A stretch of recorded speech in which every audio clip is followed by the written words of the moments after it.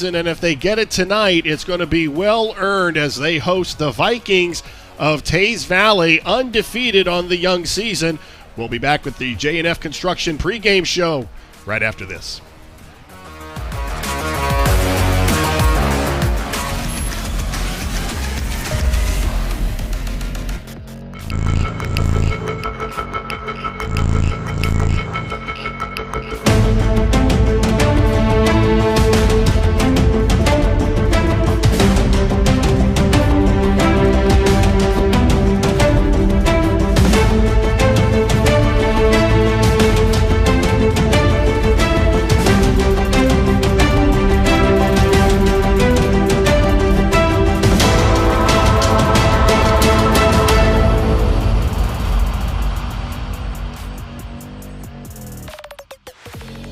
Instead of paying for some big-name spokesperson, Kasasa Checking gives that money back to you in cash rewards. In fact, it just bought me this cup of coffee. See how that works? Amazing! Free checking, cash rewards. Take back banking with Kasasa. Frito-Lay Variety Packs presents Totally Unrealistic, Never Gonna Happen in a Million Years Mom Fantasies. Mother, thank you for planning such an enriching camping trip for us. Please accept this as a token of our appreciation. Now let us sing to you. This'll never happen, but this might. There's like no reception. I got cheering 10 bags. Dibs on the Fritos! Frito-Lay Variety Packs, packed with possibilities.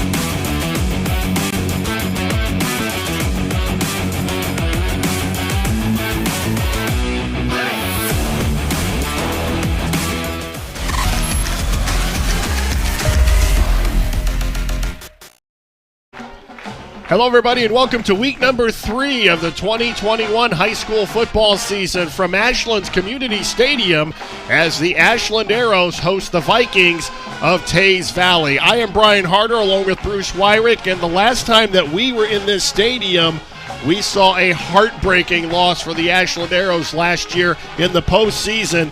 They dropped a tough one in the final game of their regular season and their playoff season. It was really kind of an odd season where everybody made the postseason, but everybody left here disappointed. Yeah, and it's a heartbreak. And the one thing about high school football is that once you get in those playoffs, it's so hard to make a run and to get to the final game. And, you know, in basketball, every team loses their last game except for the championship game because everybody's in. And last year, everybody's in the playoffs. And it was a tough situation for them last year, and this coaching staff's got a lot of work for them this year.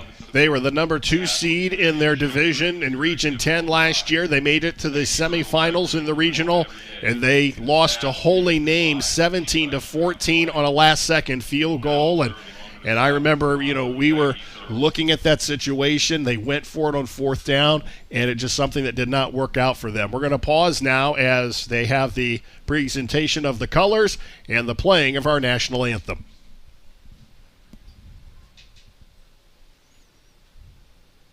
Thank you.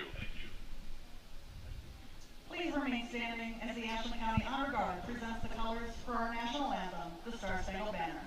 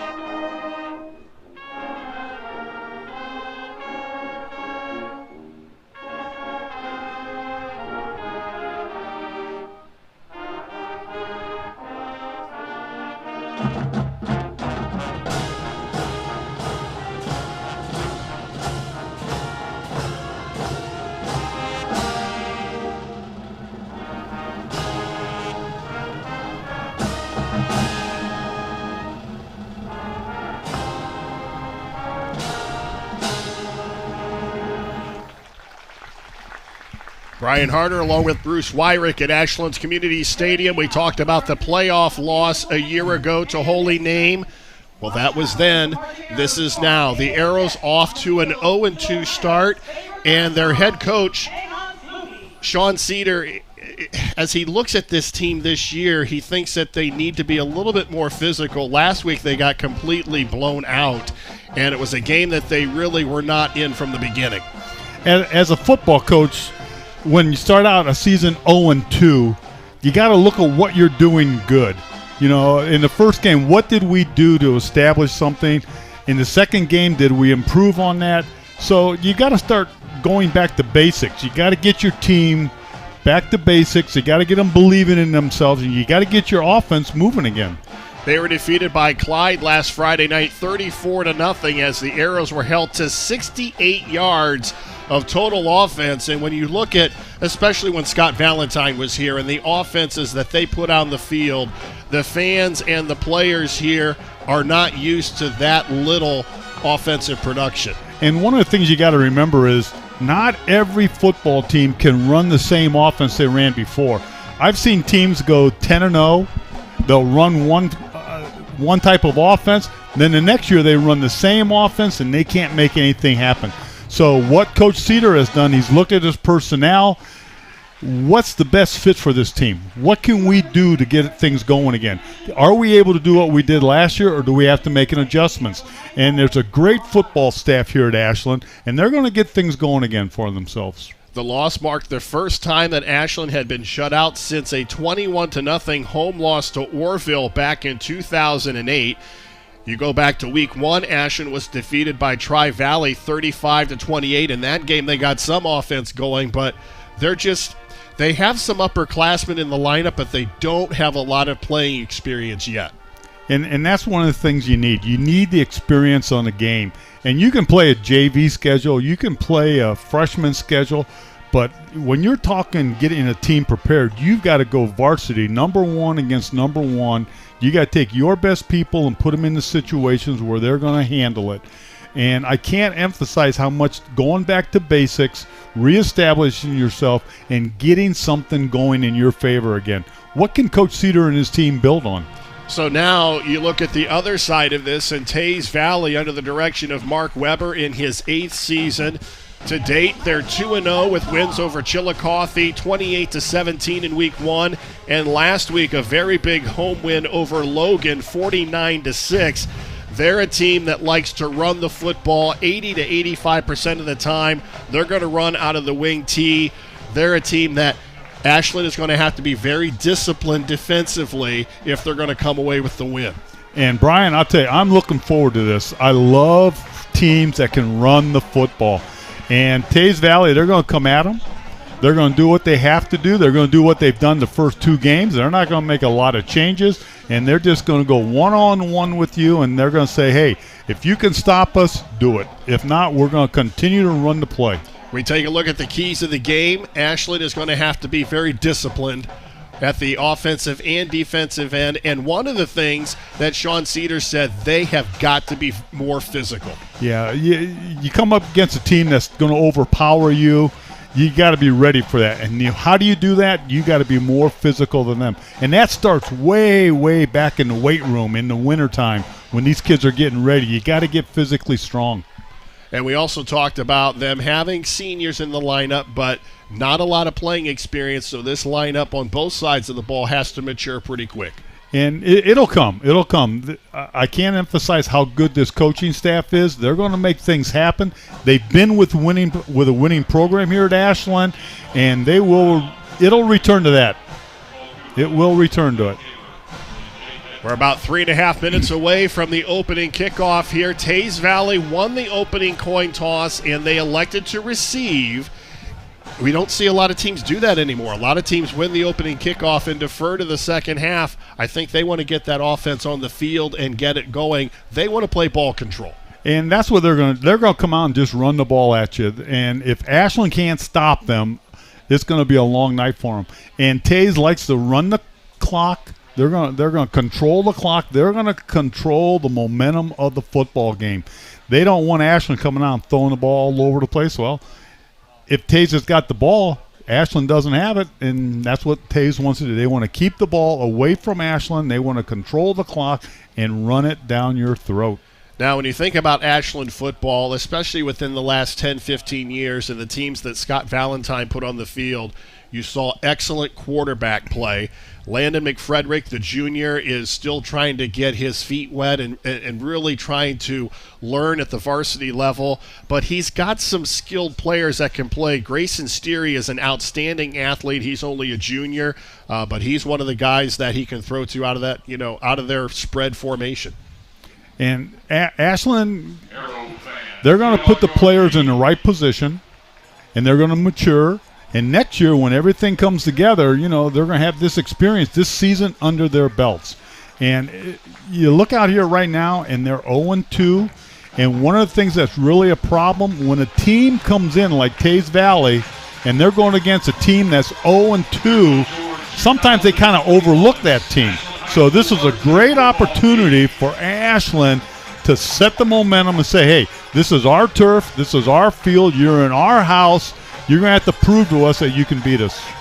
And Ashland, really, they're in a position right now that they really don't have anything to lose. There's people that might look at this game on paper and say, well, Tays Valley is favored to win this game, but they can go out, they can play loose, and as you said, they're playing at home, so they have a comfort level that Tays Valley doesn't bring into this game. A coach always used to tell me, he says, Bruce, they don't give the trophy for what the papers say, they give it at the end of the game. So you got to win it on the football field right now. And Ashland's got everything going for them. They got a beautiful stadium. They got a great home crowd here tonight. The band's fired up. The players are fired up. They're ready to play ball. Now, the weather last week was a big factor. I'm Brian Harder along with Bruce Wyrick. The weather was a factor last week. Tonight, 70 degrees, beautiful skies. We're going to get this in, and we're going to stay dry. I enjoy that, and that's one of the reasons I love covering these high school football games. We're in the booth right now. If it rains, it rains. I'm not going to worry too much about it. But football was meant to be played in bad weather, too. Well, you talk about the bad weather, but you see all of these high school stadiums now going to this turf, and even if you have the bad weather, you're not seeing the mud and the slop and the good old-fashioned, you can't read the jerseys anymore. You're not seeing that. The high school stadiums are just as nice as some of these college stadiums now. And that causes a problem for some teams. Some teams play for the weather. You have a running attack. You like that mud, and you like running it and getting dirty. Teams have a tough time throwing the ball, but with the turf and the officials keeping the balls dry, it's anybody's game anymore. Thomas Williams and Matthew Farmer back to receive the opening kickoff for Tays Valley. And the kickoff chores for the Arrows will be handled by Caden Spots, the sophomore running back. As we said, a beautiful night for football here in Ashland County, and we are just about to get underway as the Ashland Arrows look for win number 1 after 2 tough losses here early in the 2021 season.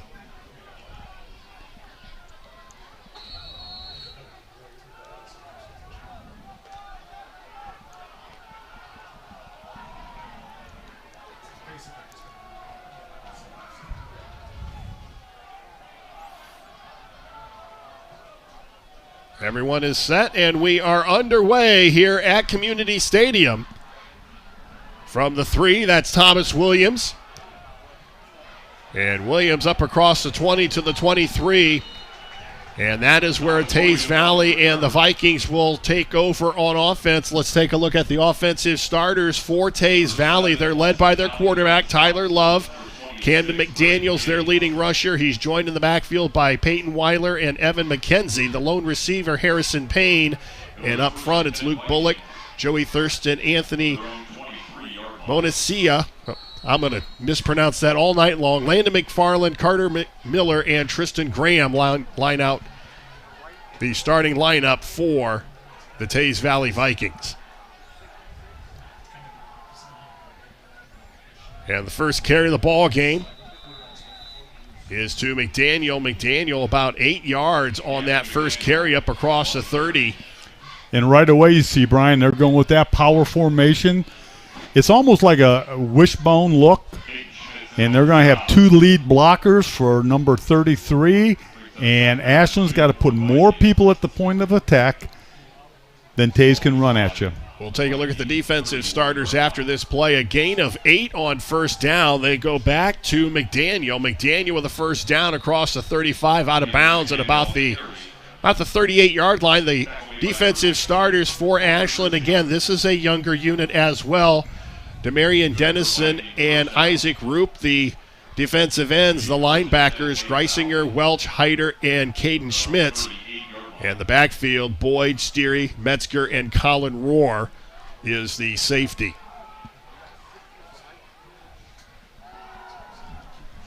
First carry of the ball game for Peyton Weiler. Weiler stood up at the line of scrimmage, so he had nowhere to go around that right side. They like to run on the right side of that offensive line.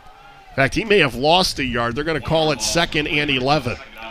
And right away, Tays is coming out trying to establish the line of scrimmage. They're going to try and overpower you. Harrison Payne, the lone wide receiver, goes wide to the left out of your picture. Now they go back to the ground. Again, Weiler stood up at the line of scrimmage. No gain on the play. It's going to be 3rd and 10.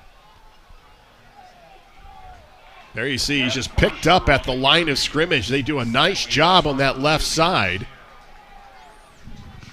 And this is what the Ashland defense has to do tonight, Brian. They have to step it up, and they got to make things happen at the line of scrimmage. Now Tyler Love will have 4 receivers at his disposal on 3rd and 10 as he lines up in the shotgun. Love with some time. Looks left side, fires it up, and it's incomplete. He was trying to find number 24, Landon Thompson. And it's going to be 4th down, so the defense holds, and it's going to force a Viking punt. And I'll tell you what, Brian, that's got to be a little momentum builder for this Ashland team. You take a team like Tays that's coming after you, and you shut them down and force them to punt, you're going to get the ball in very, very good field position. Let's see what their offense can do. Jonathan Metzger back to receive the kick for the Arrows. Backpedals to about the 30. And Brody Boardman will be in punt formation inside the Viking 25-yard line.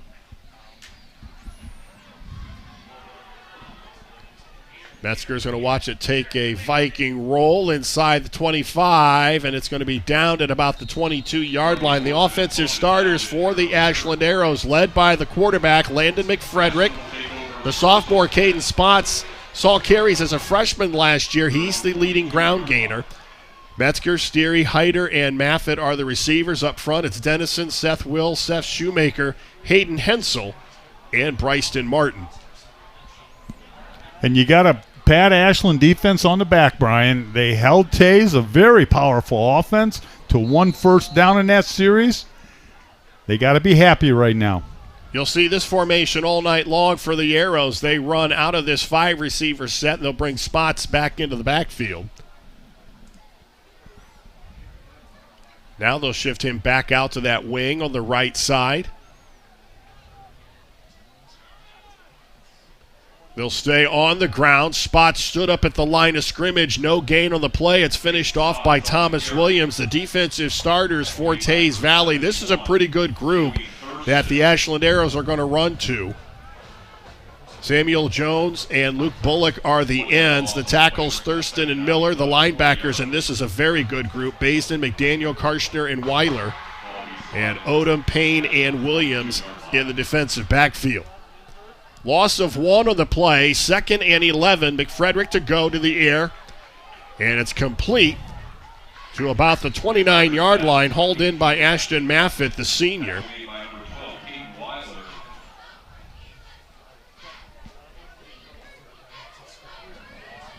So a pickup of 6 with 9 minutes to go in the opening quarter. Ashland with their first possession of the game.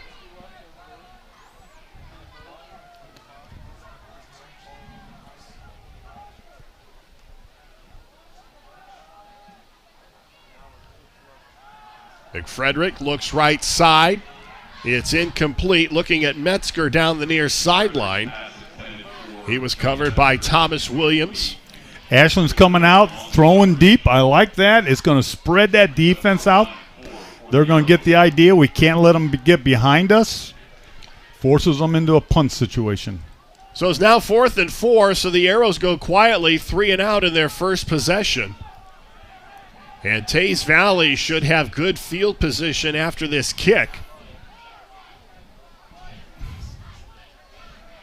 Matthew Farmer back to receive at about the 43-yard line for Tays Valley. Isaac Roop will handle the punting chores.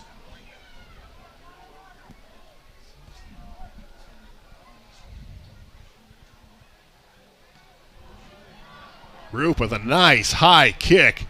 And there'll be no return on the play as it's fielded at about the 34-yard line. And so both defenses look pretty good here early. Ashland unable to get anything going offensively, and that's really been a struggle for them, especially last week with only 68 yards of total offense. One of the things that your offense, by not producing first downs, it starts to shorten the field a little bit for you, because every time you punt, Tays is going to get a little bit closer, and they're going to keep putting you in the hole. So Ashland has got to come out and string together a couple first downs to get the field position so that when they punt, Tays will be pushed up against their end zone and have their back against the wall.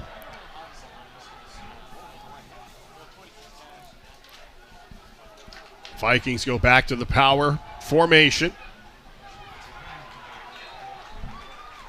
That's Peyton Weiler with the carry. And he gets about 2 yards to the 35-yard line. Tays Valley competes in the Mid-State League, and they've won the MSL 5 times under Mark Weber. If you're wondering where Tays Valley is, it's directly south of Columbus in Asheville. Probably about 45 minutes south of Asheville. Or Columbus. That's Landon Thompson with the carry up across the 40 to about the 42. He'll be about a yard shy of the first down. A little bit of a counter play. They get the defense going one way, then they're going to give it to the wingback going in the opposite direction. Little misdirection. Now there's one back in the backfield. They'll give it to that back, and that is Thompson. He has stood up at the line of scrimmage, so that'll bring up McKenzie came up to make the play for Ashland. And that'll bring up a 4th and 1, and the punt unit comes out for Tays Valley. What a stand by Ashland. You hit 3rd and 1, and they stop them. This defense is looking good tonight, Brian. Looking very good. Ashland being aware of a possible fake here on 4th and short. Boardman will kick it from inside the 30.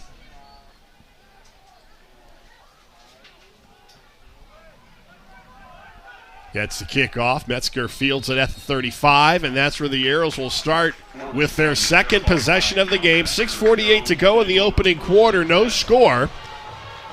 Tonight's high school football broadcast brought to you live and free on the OH Report, thanks to our generous sponsors, J&F Construction, Frito-Lay, Shakley Mechanical, Donley Auto Group, and Sutton Bank. Brian Harder, Bruce Wyrick from Community Stadium in Ashland. A beautiful night for football here at Community Stadium. 70 degrees at kickoff, and we've got, so far, a defensive battle with 6:48 to go in the opening quarter.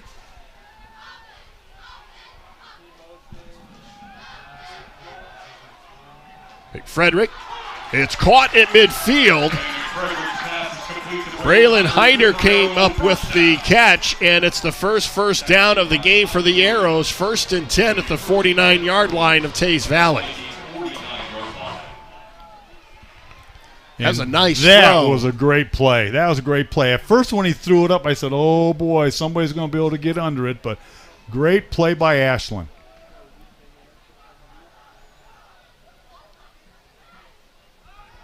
That's Spots up the middle. And he's down to about the 46-yard line, a gain of 4.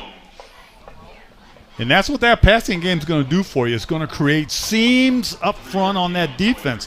Because when you complete a few passes, now these linebackers are going to start thinking pass. The down men are going to start thinking pass rush. Seams are going to be open up. And if Ashland can exploit that, they're going to have a good drive here. McFrederick out of the gun on 2nd and about 6. And the snap goes right by him. He has to down it at the 34-yard line. A little miscommunication between the center and McFrederick. He just wasn't ready for the snap. I think he tried to put somebody in motion. Anytime the quarterback sits there and clicks on his heel, somebody's supposed to go in motion. Nobody went in motion. The center might have heard something, and he thought it was the snap count. What a heartbreak there, Brian. What a heartbreak. So now it's 3rd down at the 35-yard line of Ashland. They need to get to the 39 of Tays Valley for a first down, so it's 3rd and 26. McFrederick with all kinds of time, and it's tipped and incomplete.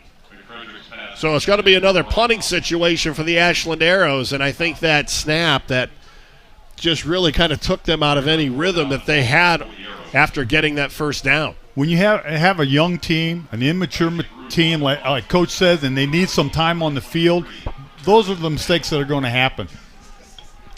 And right now, this punt formation Ashland has, they spread the field from side to side. You have to have 7 men on the line of scrimmage. They have 3 on one side, 3 on the other, in the center. That's 7.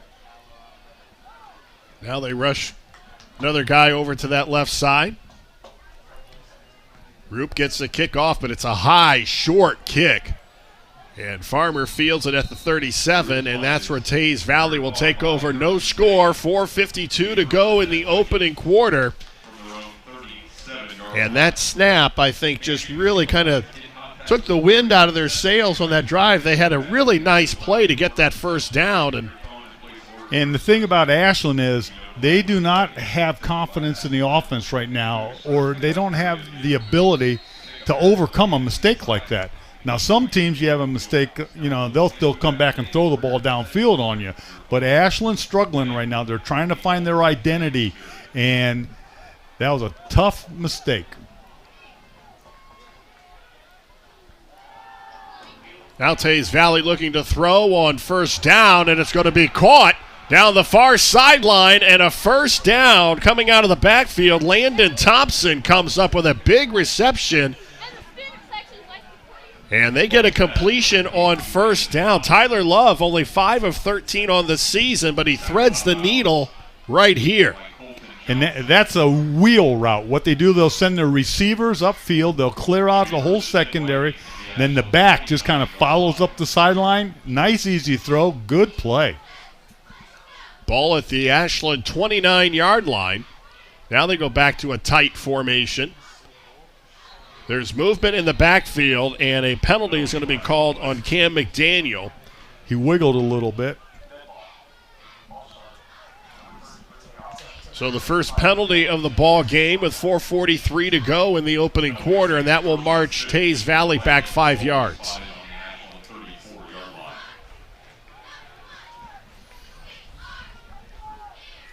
And if you notice, Tays is throwing up some offensive formations that causes problems. They got every lineman on the right side. They overload that. Ashland has to make the adjustments, and that's just something they practice all weekend.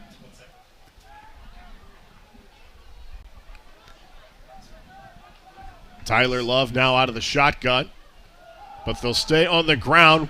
Weiler bounces to the outside, has the first down inside the 20, down to the 15-yard line. So they are just throwing all kinds of misdirection at the Arrows.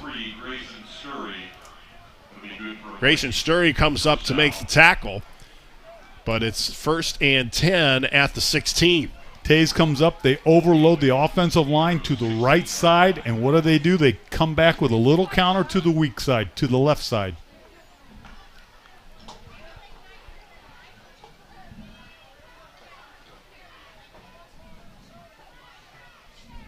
Weiler stays in the backfield,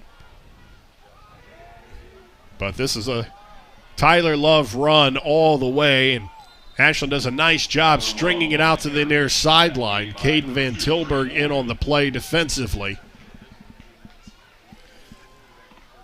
They have a lot of weapons in the backfield. The quarterback can run it. They have backs that can run the ball, the power. But one of the big things right now is their formations. They're trying to make it overload one side of their offensive line, force Ashland to go that way, to cover it. Just like this, they're overloading the right side. Let's see what Ashland does. Cam McDaniel is the running back. He'll get the call. And again, the Arrows do a pretty decent job defensively as he tried to bounce to the right side. Gets a yard, maybe two, but it's going to be, well, they're going to spot the ball at the 16-yard line. That'll make it 3rd down and 5. Ashland's playing good defense right now. They're in the red zone. Valley's in the red zone. It's tough to get yardage in here. Ashland's doing a great job stopping them at the line of scrimmage.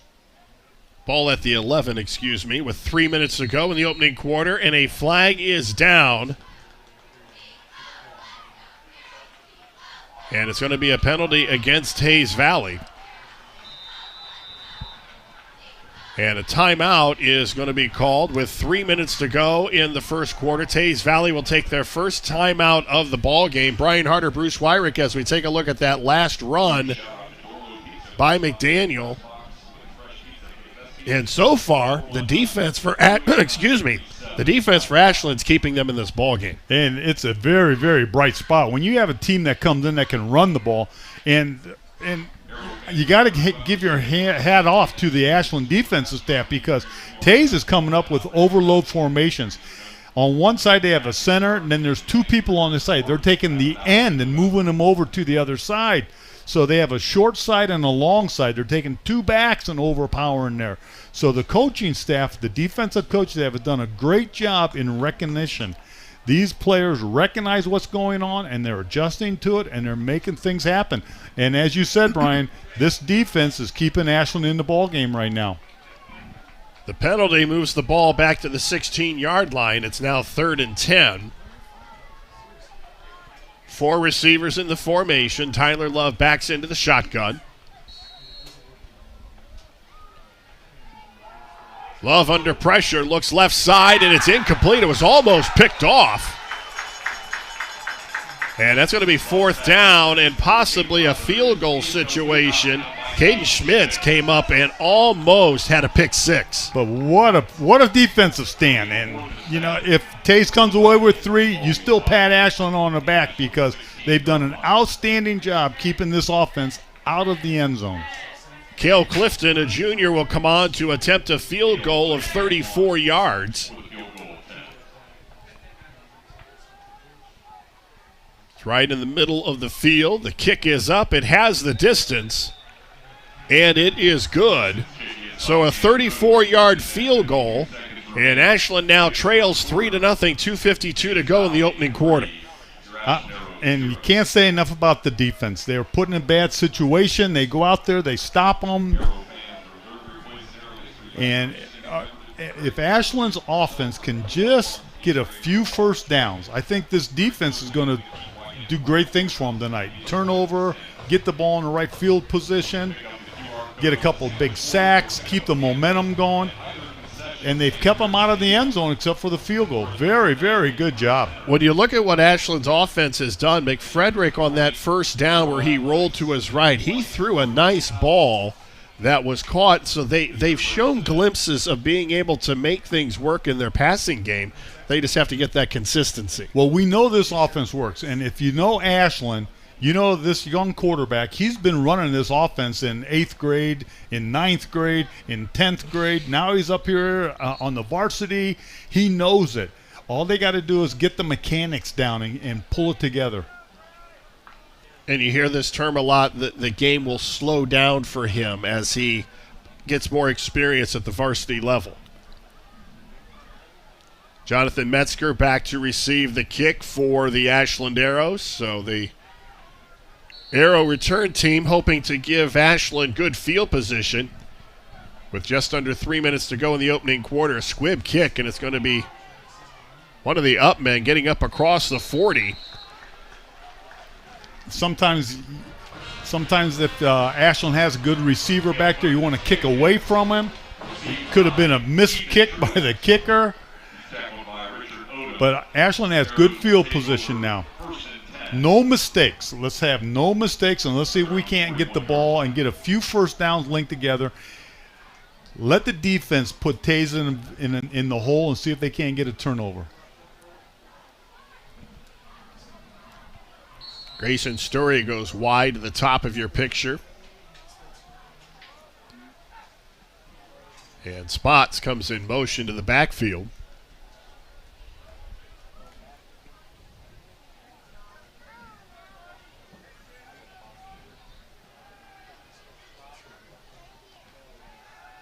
Frederick back to throw, and it's going to be dropped. Ashton Maffett, the 5'9 senior, can't haul it in.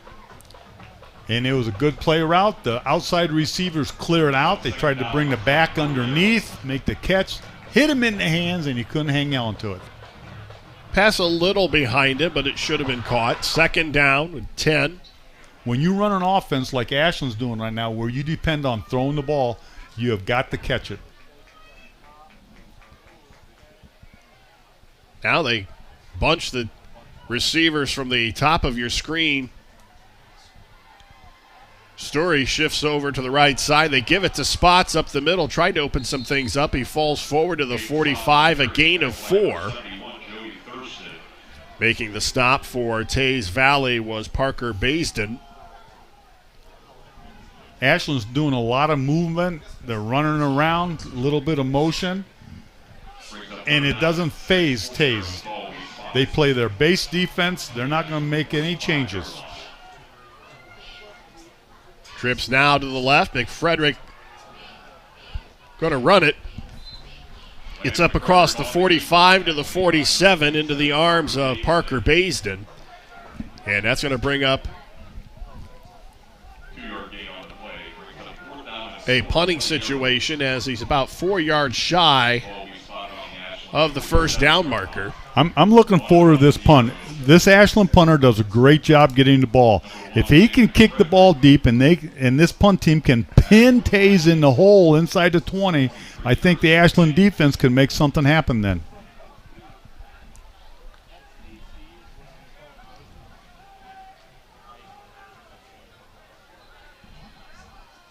McFrederick backs into punt formation, gets the kickoff. And it'll be down after no return at about the 19-yard line. So that's where Tays Valley will take over with a 3-0 lead, 1:23 to go in the first quarter. And I have to be honest, I expected a lot more offense than this. I think you can look at take a look at that defense right now. The Ashland defense is playing outstanding. And if they can get a 1-2-3 punt here, Ashland's offense is going to get the ball in good field position, and it'll be a great time to put the ball in the end zone. Lucas with a 14-0 lead over Winford. That's in the first quarter. And here, the Ashland Arrows in a defensive struggle with Tays Valley, down 3-0.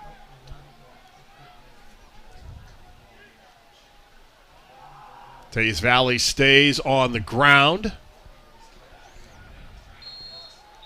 Running right into the teeth of that Ashland defense.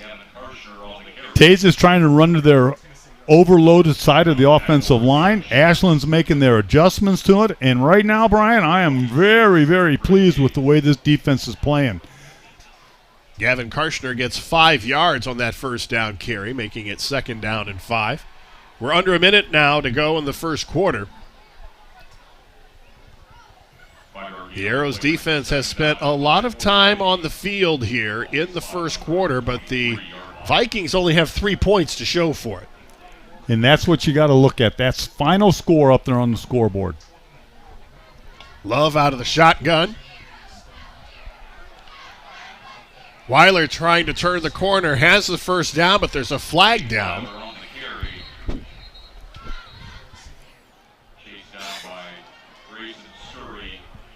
Grayson Story comes up to make the stop, but looks like this is going to go against Tays Valley.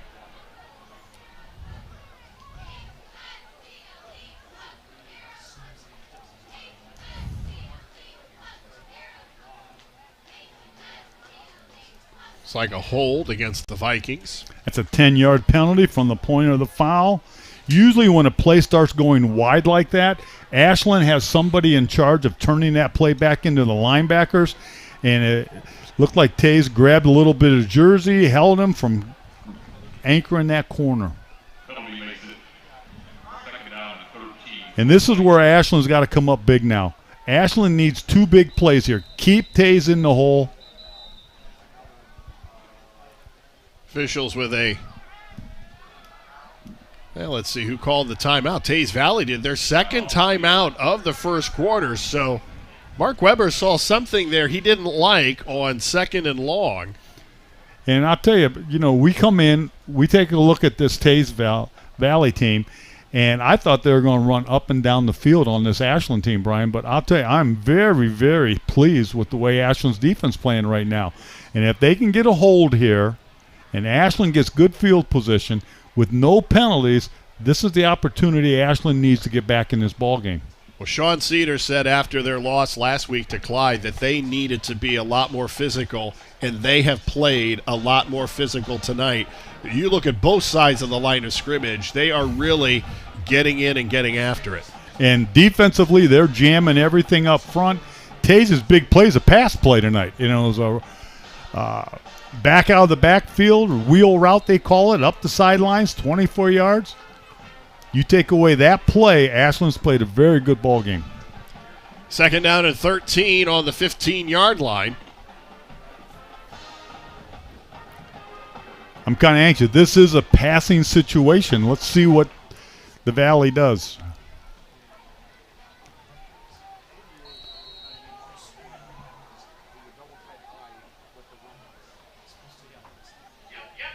Tyler Love looking to throw, sets, fires, and it's caught at the 34-yard line. Ball was thrown up to Harrison Payne. He comes down with it. And that was a nice pitch and catch between Tyler Love and Harrison Payne. Trey Boyd up there defensively had good coverage, but that's a first down for the Vikings. That let them out of the bag. Love will now back into the shotgun, and they may just wait and let the clock expire. They do, and that is the first quarter. Ashland trailing 3-0 as we head to the second. You're watching high school football live and free exclusively on the OH Report.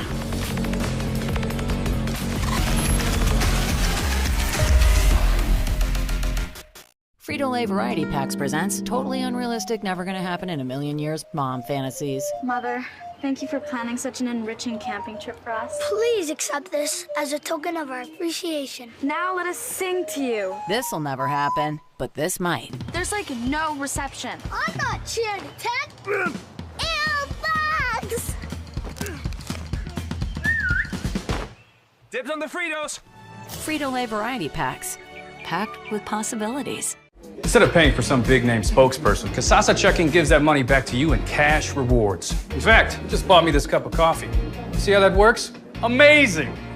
Free checking, cash rewards. Take back banking with Kasasa.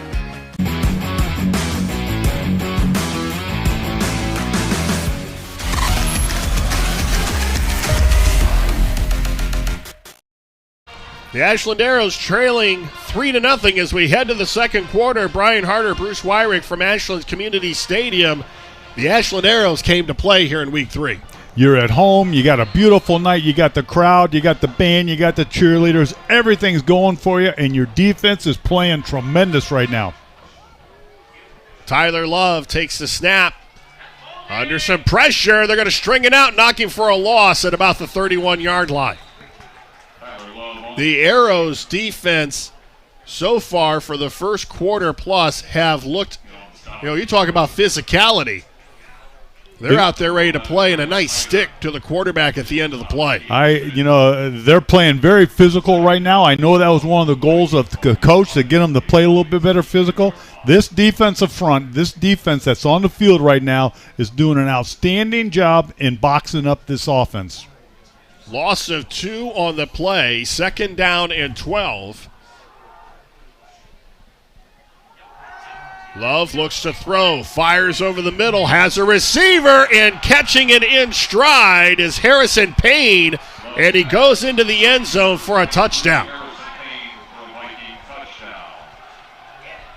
62 yards on the touchdown. And we've talked about them being able to run the football. Tyler Love looked pretty good here throwing it. Boy, that was a great pass. Little bit of speed. They showed us a little bit of speed on that. That was 68 yards officially on the touchdown throw.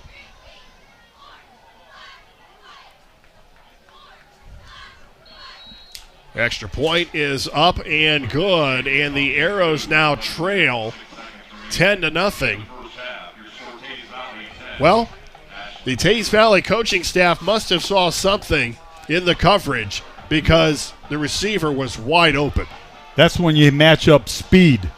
And this young man has a little bit of speed. You can see him outrunning that secondary.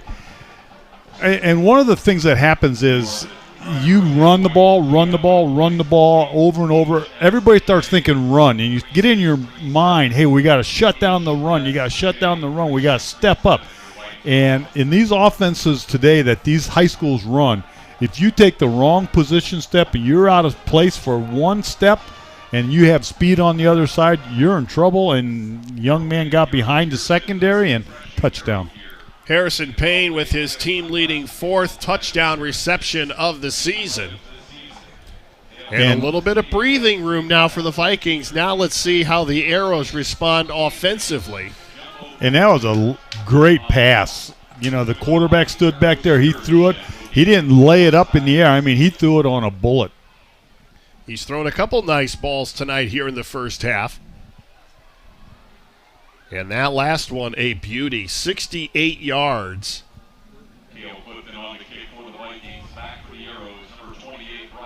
Cale Clifton, who has the field goal for Tays Valley, on to kickoff. And Johnny Metzger back to receive for the Arrows.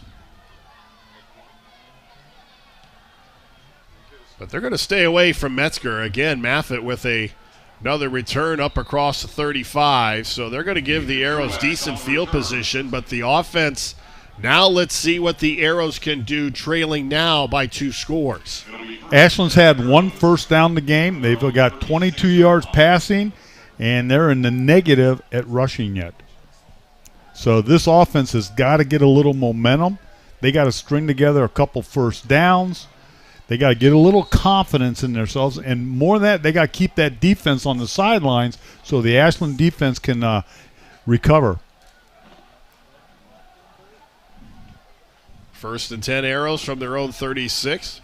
McFrederick steps up, fires right side, has a receiver, and it's incomplete down the far sideline. He had Jonathan Metzger slightly overthrown. Going for the home run. Thomas Williams over there on coverage. And again, you saw the receiver get behind the secondary. He has a step on him. Good defensive coverage. 2nd down and 10. It's the Arrows are just right there. Spots up the middle. Gets to the 37, a pickup of a couple.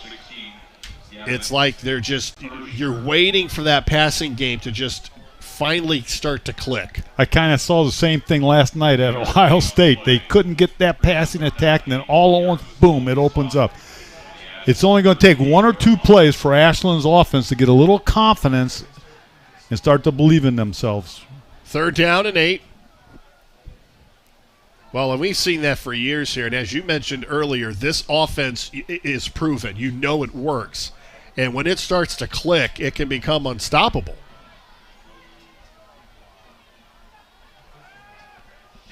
McFrederick flushed out, looks to his left, fires a high one. This is going to be in trouble, and luckily it does not get picked off. Boy, that was ugly from the start. He had a little pressure on him from the backside, and when you're a quarterback and you're a right-handed quarterback and you have somebody breathing down your back and you're running to the left and you got to throw the ball down the field, that's a tough combination for any athlete. Parker Basin came over and was applying the pressure, and it's 4th down, so the Arrows will surrender the football with 10 minutes to go in the first half.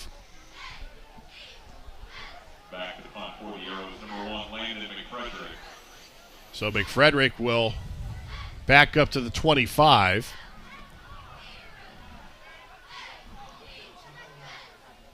Frederick gets the kickoff. It's a nice kick. Back at the 13.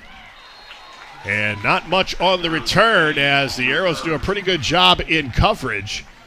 Jonathan Metzger down there to make the play. So Tays Valley backed up to just inside the 16-yard line with a 10-0 lead, 9:53 to go here in the first half. And we've seen a couple ball games already.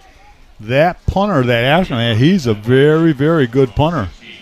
He all by himself has put Tays in the hole right now. And if this Ashland defense can get a 1-2-3 and a punt, maybe the offense can have a little field position and be able to move the ball and get a first down. They're still stuck on that number 1 right now, 1 first down.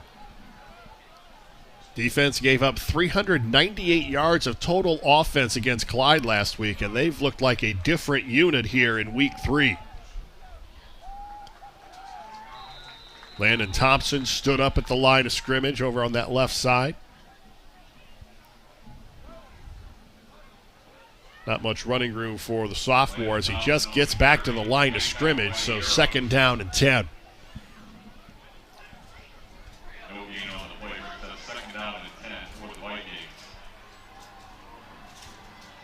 The Ashland coaching staffs have done a great job putting these players on defense in the best position to succeed tonight. Trips now to the right, and Love's going to run it. Has a lane up the middle, gets up to the 25. He's close to the first down, but I think it's going to be short. Braylon Hyder came up to make the stick, and they're going to say he's about 1.5 yards shy of the first down. It'll be 3rd down. And one of the tough things in high school for any defense is to try and stop the option. And I think Tays Valley tried to come with an option. They took away the pitch route, left the quarterback on his own, got himself 9 yards upfield. So 3rd down and short for the Vikings. Evan McKenzie is the running back, but Tyler Love's going to keep it, and the offensive line gets the first down as they continue pushing the pile up to the 30. So a fresh set of downs for the Vikings with 8:23 to go in the second quarter, and Tays Valley with a 10-0 lead. Ashland's defense has been on that field a long time, Brian. And it might not seem like much, but it actually wears you down after a while. An offensive line will wear down a defensive line if they're on that field so long. Now they go back to that wing formation. Cam McDaniel turning the corner on the near side, and you may have heard some of the Ashland coaches to my left expressing their displeasure at the room that McDaniel had. A ball popped out, but it goes out of bounds. So a gain of almost 8, 2nd down and 2, as the ball resting now at the Viking 38-yard line.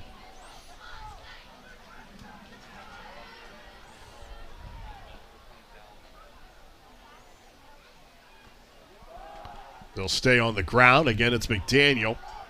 And he, depending on the spot, he needed to get across the 40 for the first down, which is almost right in front of us. A flag comes flying down, and let's see who this is going to be called on. And if it's on Tays Valley, it's going to back them up.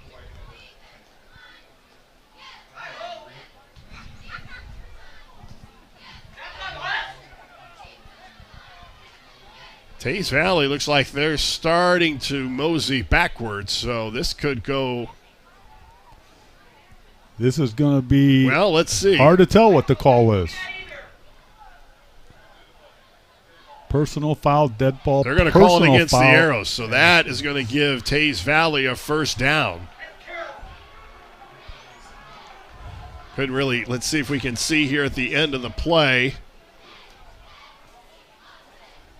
Couldn't really see anything on the replay.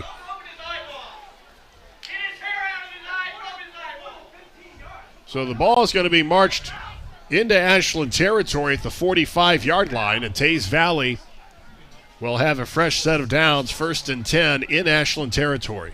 That's one thing you don't want to see, a problem on the sideline, especially if it's on your sideline.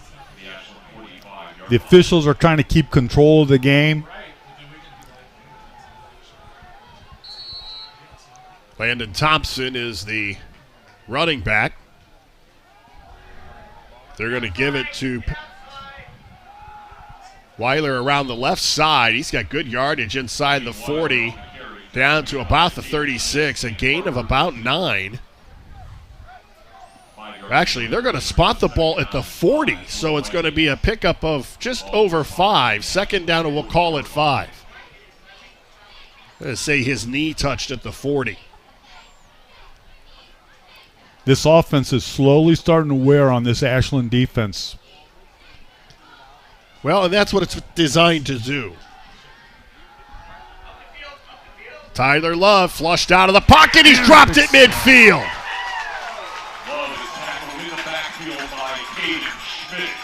Caden Schmitz comes over to make the play, the 6'1 senior.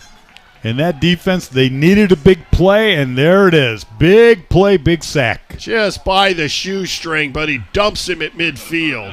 And it's 3rd and long for Tays Valley. It's plays like that that give you bonus checks in the NFL. The big sack. And he came from the blind side. So that was a great play. But in high school, it gets you a pat on the back. That's all it does. And it gets you a lot of attaboys in the film room. 3rd and 15 at midfield. And now we have a timeout. And I think this is going to be the final timeout for Tays Valley here in the first half, as they have used all 3 of them. 6:16 to go in the second quarter. And just when Ashland needed a big play, when things looked like they were kind of falling apart on them, bingo, you get the big sack. Caden Schmitz, a 6'1 senior. And that was a huge play for the Arrow defense. And it breathes new life into this defense. They're ready to go now. They're all jacked up. You got a 3rd and 15. What's Tays going to do? Look for a back out of the backfield running downfield. I think they're going to throw the ball here. Tays Valley under the direction of Mark Weber in his 7th season as their head coach. 48-24 is the record under Weber, and he's got more MSL titles, 5 of them, than any coach in school history. Last year was their only losing season. They were 3-5. Their only losing season under Mark Weber. And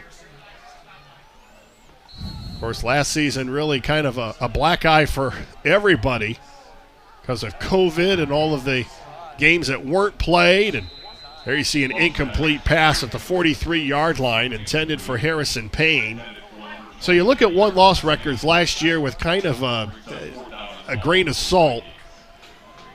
There the defense, after the huge play by Schmitz, forces a punt with 6 minutes to go. So plenty of time for the Arrows to get something going offensively here at the end of the half, and they're going to start with the ball in the third quarter. They need a lot of momentum. They need a little bit of momentum from this offense so they can go in the locker room with their heads up.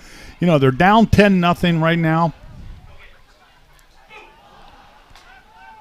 Short kick, but it's going to take a Tays Valley roll inside the 10, then roll back to the 10. And that's just what Ashland doesn't need right now. 90 yards to the end zone for the Ashland Arrows. But let's take a look at the situation we're at right now.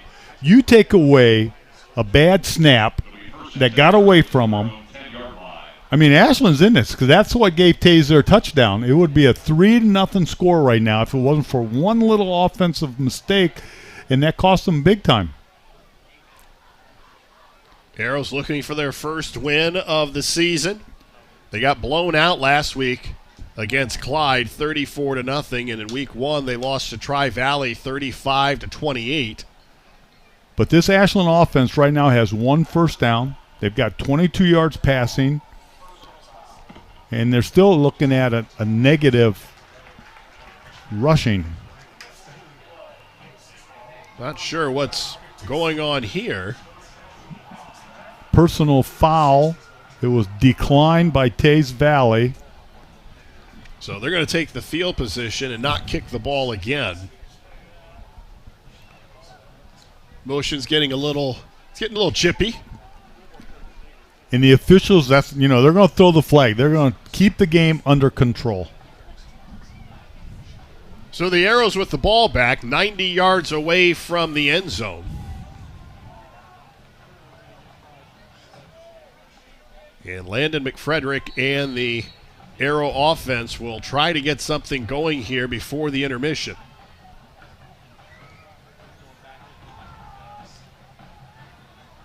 Spots will go back to the right side. McFrederick gets away from that first wave, has a first down the far sideline, has some running room, tripped up at the 45-yard line. So Landon McFrederick with his legs has the Arrows in Tays Valley territory. That was a nice run by the Ashland quarterback. It was. Get the coach clapping his hands a little bit in the press box. And one thing that it looked like it was a busted play, and then all at once he pops out, up the sidelines he goes. And here's another thing, Brian. He's got some speed. That quarterback's got a little bit of speed. Well, he played wide receiver last year, so you do see some of that receiver's speed out of the backfield. And that is something that Ashland desperately needed. 1st and 10 at the Tays Valley 44-yard line. And there is life in these Arrows, and another reception at the 32-yard line. Johnny Metzger with another first down. Now these are your dad's Arrows. This is the confidence that McFrederick, 2 straight first down plays, and within about 15 seconds, the Arrows threatening here with 5:22 to go in the half. McFrederick with time. It's caught, and that's a short reception by Spots. Karshner came up to make the play, a gain of 2, 2nd down and 8 as we approach the 5-minute mark, now under 5 minutes to go. And Ashland's in 4-down territory here. They want to put points on the board. And they're in no rush because they would love to eat the last 4:49 of the half, then get the ball back to start the third quarter.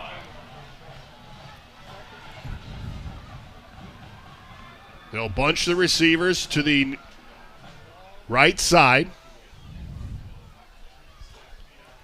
McFrederick back to throw. He's going to step up again. And this time he's tripped up in the backfield before he could take off. And that was Cam McDaniel coming up to make the play. Had a little bit of pressure on him, forced him out of the pocket. Once you get a quarterback running around a little bit, it's very hard for them to make an adjustment. McDaniel in the right spot. Or that could have been another long run by the Ashland quarterback. It's now 3rd and a little bit longer than 10.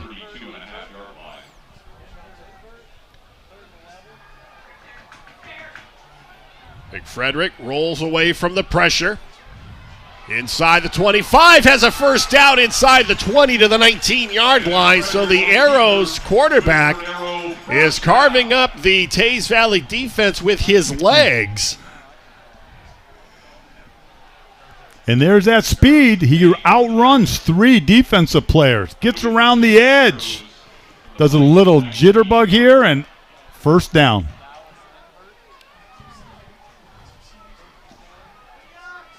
Four receivers in the set.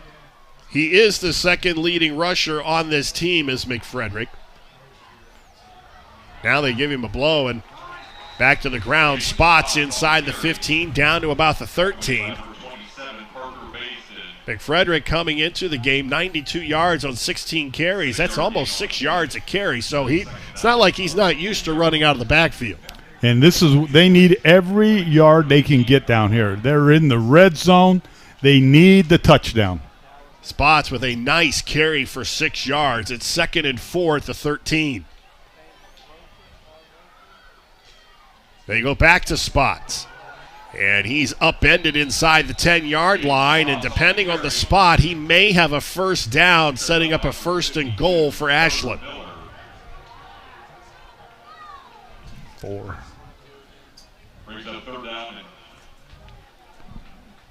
It's going to be, well, they spot it just inside the 10, so it's 3rd and short.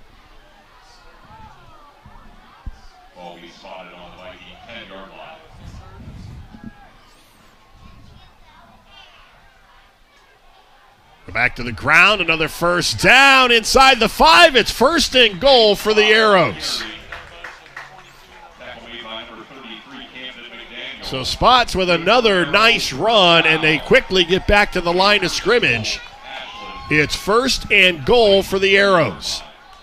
They go back to Spots, right side. He stopped just shy of the, or no, he got in. Touchdown Arrows. Spots from 3 yards out, and Ashland is on the board with 2:03 to go before halftime. And that is a little bit of momentum building. Great drive by the Ashland Arrows. Gave their defense a little bit of break on the sides. All set up by 2 nice runs by Landon McFrederick.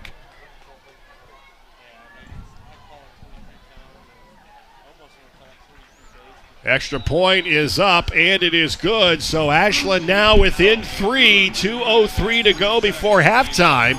And there's the Spots touchdown run. It looked like he was going to be stopped short, but he dove under the tackle of Parker Baisden. And the Arrows right back in this ball game. What a second quarter by the Ashland Arrows. And it's hard to believe. After we watched that offense early in the game, I said, oh, boy, they're not going to move the ball tonight. They only got 1 first down. They strung together 3 or 4 first downs, moved the ball through the air, and with their feet, they're running it. Great job, Ashland. And Spots gets into the end zone for his first touchdown of the night. His first rushing touchdown of the season. And the Arrows right back in this, down by 3 with 2 minutes to go before the half. And we've talked over the last couple of years about a lot of the teams, winning the opening coin toss and deferring. And you think that a team that's 2-0 in Tays Valley coming in, they want to come in and take control. That decision may backfire because now the Ashland Arrows with momentum, and they're going to get the ball to start the second half.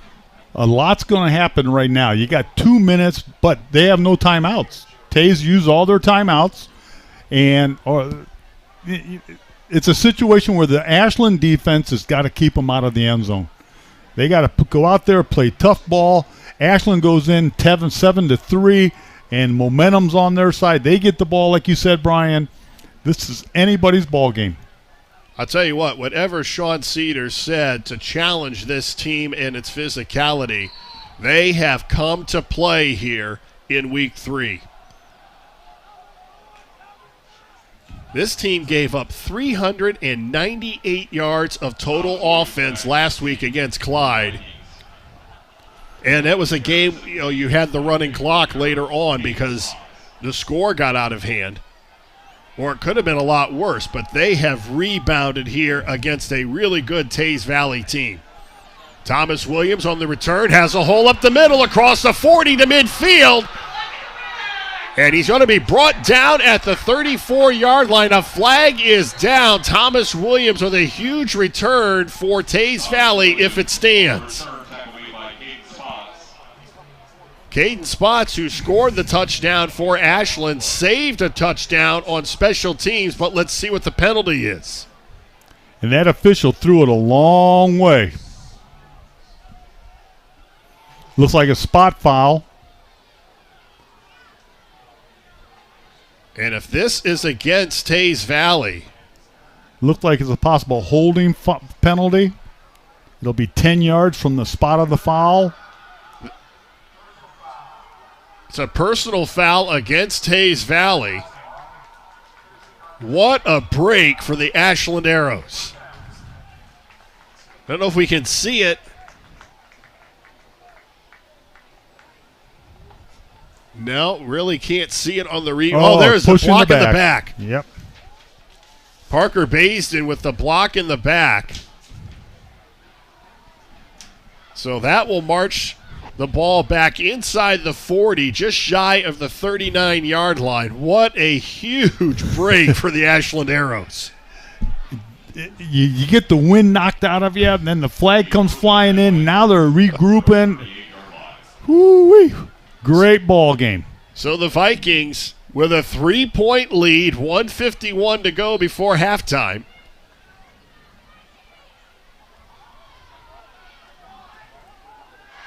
They go back to the ground, a pickup of a couple.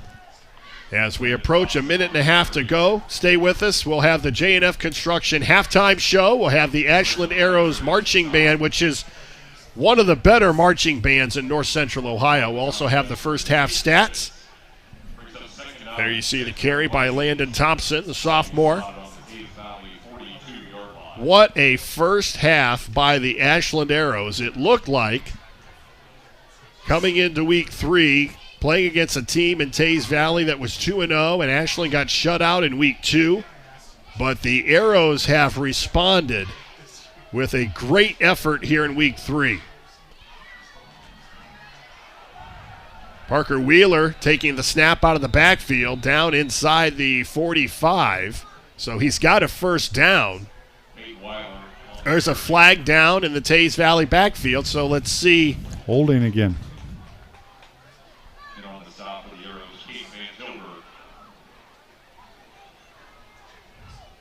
So Tays Valley not helping themselves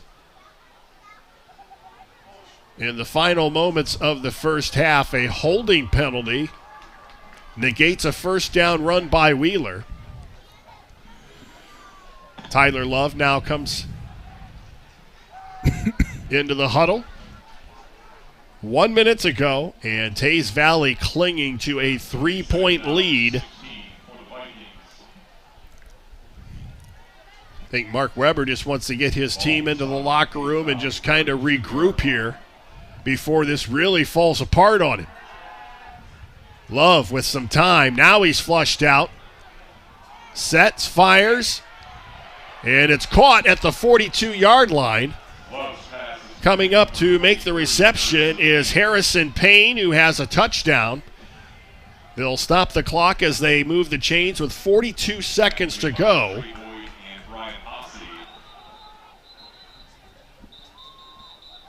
And timeout taken by the Ashland Arrows, a wise timeout before the half. They want to make sure they don't give up any cheap points here before the intermission. And I got to take my hat off to the Tays Valley. You have no timeouts on the clock. Ashland's got momentum, but you're still trying to score down here. And they're not giving up. They're not taking the knee down. They're not going to be happy going at halftime 10-7. They want to put some more points on the board. Well, and this is a team that is not used to throwing the football, so they're going to come out and they want to throw it downfield and try to get some points. Tyler Love, who coming into tonight's game only had 13 pass attempts. He was 5 of 13, but he had thrown 3 touchdowns, so they were some timely throws. He's 4 for 7 tonight already in the first half for 137 yards and a 68-yard touchdown run. Pass. That was the perfect strike to Harrison Payne. And that's kind of scary because he has the ability. He's got the receivers out there. Ashland's got to be thinking, hey, they're going to go long ball here. Go for it. They got no timeouts. 39 seconds to go. 1st and 10 from the Ashland 42-yard line. Vikings have 3 receivers to the left side. Thomas Williams goes wide to the right.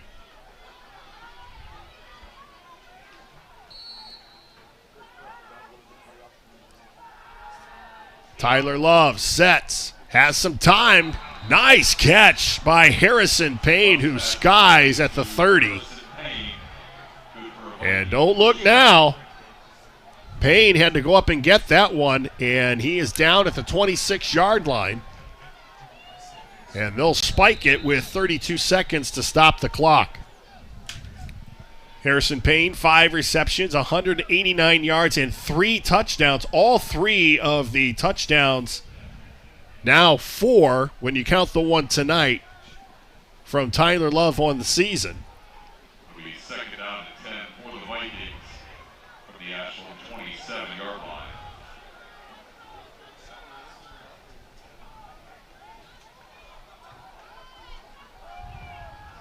Tyler Love fires right side, and it's incomplete, in and out of the hands of Harrison Payne. That one was a little bit overthrown. Boy, I'll tell you though, Brian, for a team that runs the ball 80% of the time, they do a nice job throwing the football a little bit here. Well, and you know they're not going to run it because with 26 seconds to go, they can't stop the clock.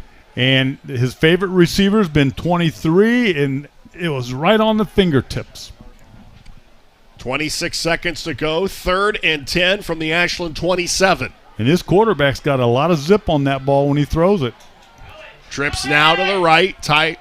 Love back to throw. Looks left side. Lofts it up, and it's incomplete on the far side. He was going for Thomas Williams. And that'll stop the clock with 21 seconds to go, 4th and 10. Now, as a coach, you stand on the sidelines. Is this a field goal situation? Do we take the 3? Do we go for the first down? Or do we go deep and go for the 6? Well, the field goal kicker is coming out onto the field with a tee. So they're going to set up for a 44-yard field goal attempt. Cale Clifton already has a 34-yarder on the night. This one from 44 yards. Gets the kick up, and it is good. So his second field goal of the night, this one from 44 yards, and it's now a 6-point lead for Tays Valley. And that one just snuck over. It's always great to have a weapon like that in your back pocket. You know, a lot of teams, it's tough to find a field goal kicker like that. And when you have one, you utilize them. They've kicked 2 field goals tonight. But even though they got points, Coach, that is a win for the defense for Ashland, because now you're going into the half. You're still only a touchdown away from taking the lead in the third quarter, and you're going to come out with the football. And if this coaching staff is anything like I know them, they're going to have this team jacked up. They're going to go in. They're going to make the adjustments that they need to make. I don't think their defense has to do too much. They just got to keep playing tough ball. But this offense kind of found its legs on that last drive. They moved the ball through the air. They ran it well. They got the corners. Ashland's making this a ball game. Well, it's funny that you say found its legs, because Landon McFrederick, the quarterback for the Ashland Arrows, really was huge in that touchdown drive with his legs. And then they got the 3-yard touchdown run by Spots, and that is what brought them back into this ball game. And you put it on your quarterback. You know, every great team that makes it somewhere, your quarterback's going to take you there, and that's what he's doing tonight. No surprise, a squib kick. They don't want to set up a return, and Ashland is going to get it inside the 40. I'll be shocked if Ashland tries to do anything here with 12 seconds to go before the half. Yeah, Ashland's got everything going for them. They don't want to fumble. They don't want an interception. You don't want to turn the ball over to the Tays Valley, especially now that we know they got a field goal kicker. So I would be... They cannot stop the clock, take a knee, go in, 13-7. You get the ball. We'll have the J&F Construction halftime show coming up shortly. McFrederick's going to line up in the shotgun. They'll stay on the ground. That's Spots, and he can't turn the corner. And with 5 seconds to go, that is going to be the final play of the first half. The Ashland Arrows and the Vikings of Tays Valley. What a good one here in Week 3.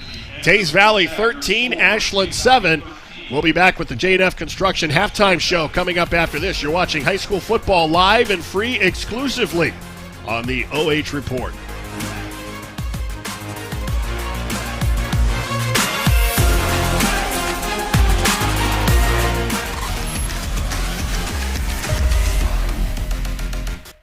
Instead of paying for some big-name spokesperson, Kasasa Checking gives that money back to you in cash rewards. In fact, it just bought me this cup of coffee. See how that works? Amazing! Free checking, cash rewards. Take back banking with Kasasa. Frito-Lay Variety Packs presents Totally Unrealistic, Never Gonna Happen in a Million Years Mom Fantasies. Mother, thank you for planning such an enriching camping trip for us. Please accept this as a token of our appreciation. Now let us sing to you. This'll never happen, but this might. There's like no reception. I'm not cheering to 10. Bugs! Dibs on the Fritos! Frito-Lay Variety Packs, packed with possibilities.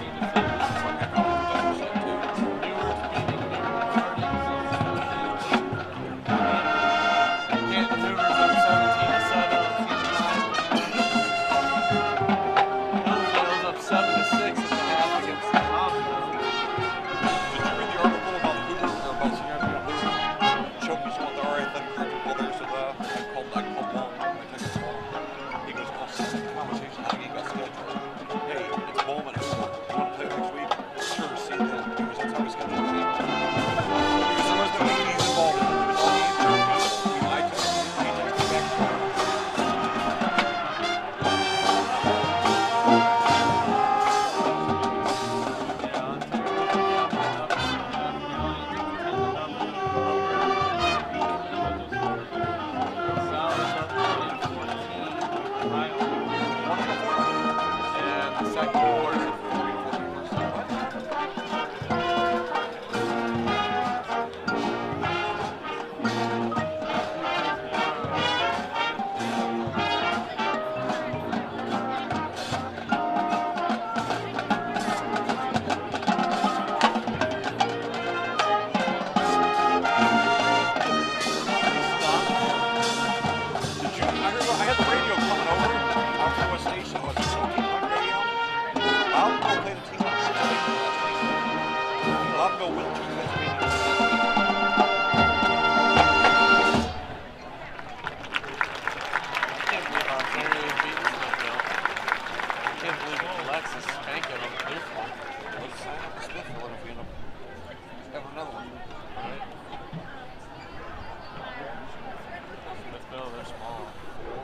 first half.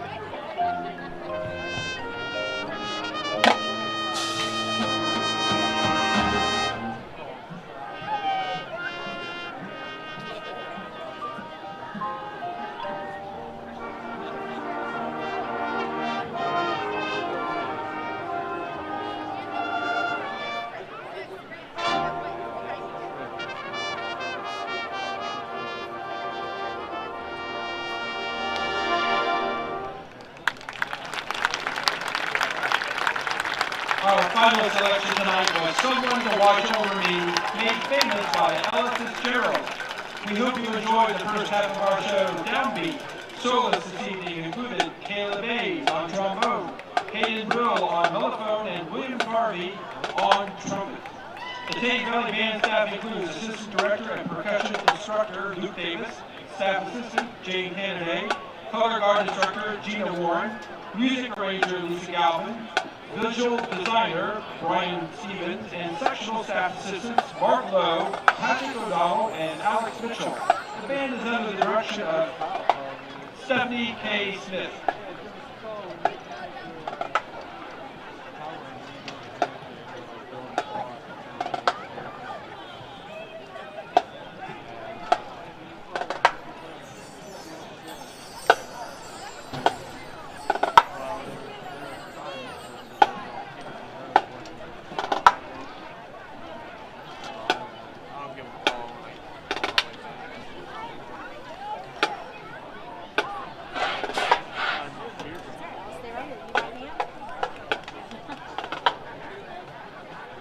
Ladies and gentlemen, please welcome to the field the Pride of the Arrows, the 2021 Ashland High School Marching Band Sweet 16 Dance Team.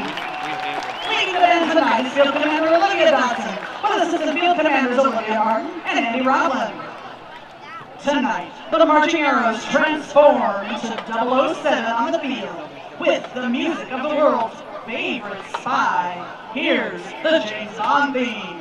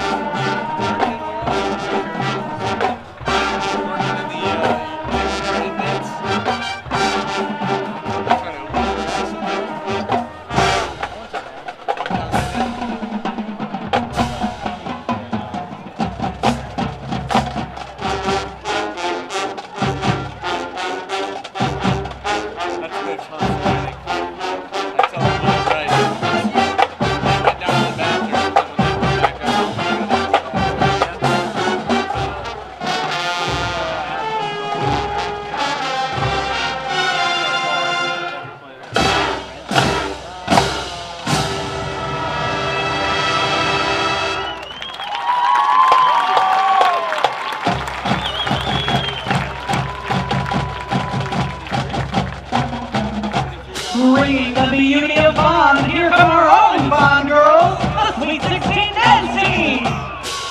But watch out, these golden girls may have the Midas touch, but it's the kiss of death from the villainous Goldfinger.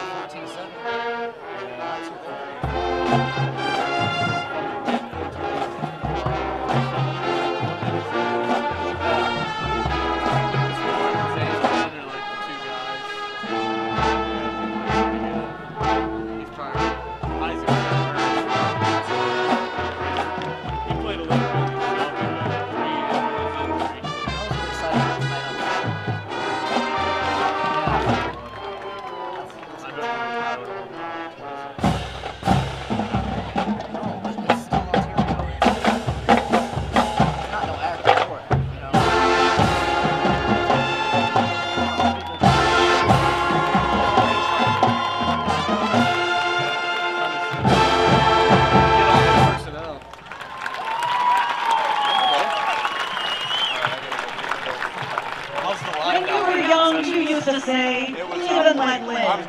But James Bond has a different motto. To bring our show to an end, it's time to live and let die.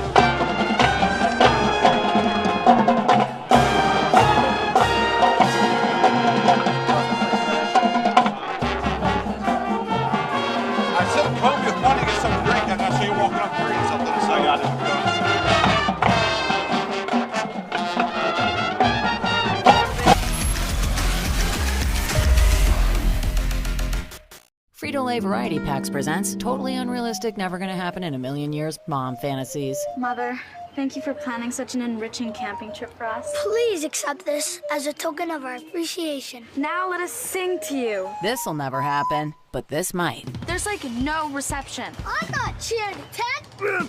Ew, bugs! Dibs on the Fritos! Frito-Lay Variety Packs, packed with possibilities. Instead of paying for some big-name spokesperson, Kasasa Checking gives that money back to you in cash rewards. In fact, you just bought me this cup of coffee. See how that works?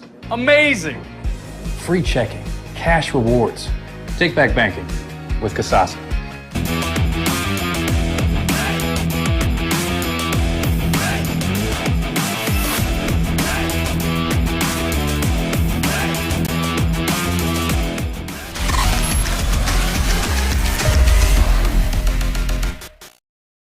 Welcome back to the J&F Construction Halftime Show. I am Brian Harder along with Bruce Wyrick, and what we thought, this is why you play the games, because when you looked at this game coming in, Tays Valley at 2-0, and they looked really impressive in their first couple of games of the season. Ashland looked decent in week 1, but they struggled in week 2, getting shut out 34-0 to Clyde, but they came to play in week 3, and we've got a ball game. 13-7 as we head to the third quarter. As we take a look at the halftime numbers, the offensive numbers for Ashland a little bit misleading. 98 yards of total offense for the Ashland Arrows, but they had a lot of that from their quarterback play. Yeah, and you were right. Coming into this game, I thought right now we'd probably have a running clock, something along that line. Ashland's deep in the hole after what happened last week to them, but their defense is doing a great job out there. And if Ashland can get their offense to do a little bit more moving, get a few first downs put together, this is going to be an interesting ball game this half, Brian. We got the numbers flipped there. The total yards for Ashland is 150, and the passing yards is 98, which if you're Sean Cedar, you have to be a little bit happier about the offensive production, but they still need some things to click in that passing game. Yeah, when you take a look at it, most of the yards came on one drive, their touchdown drive. So they've got to put together a few more drives, and the big thing is their offense has to stay on the field so that defense that's playing so well for Ashland could get a breather every now and then, because that defense of Ashland is what's keeping them in the ball game right now. Now, a number that Sean Cedar has to be happy with, 11 first downs to only 6 for Tays Valley, which Tays Valley coming in wants to do ball control. That offense has not been on the field long enough to really do that.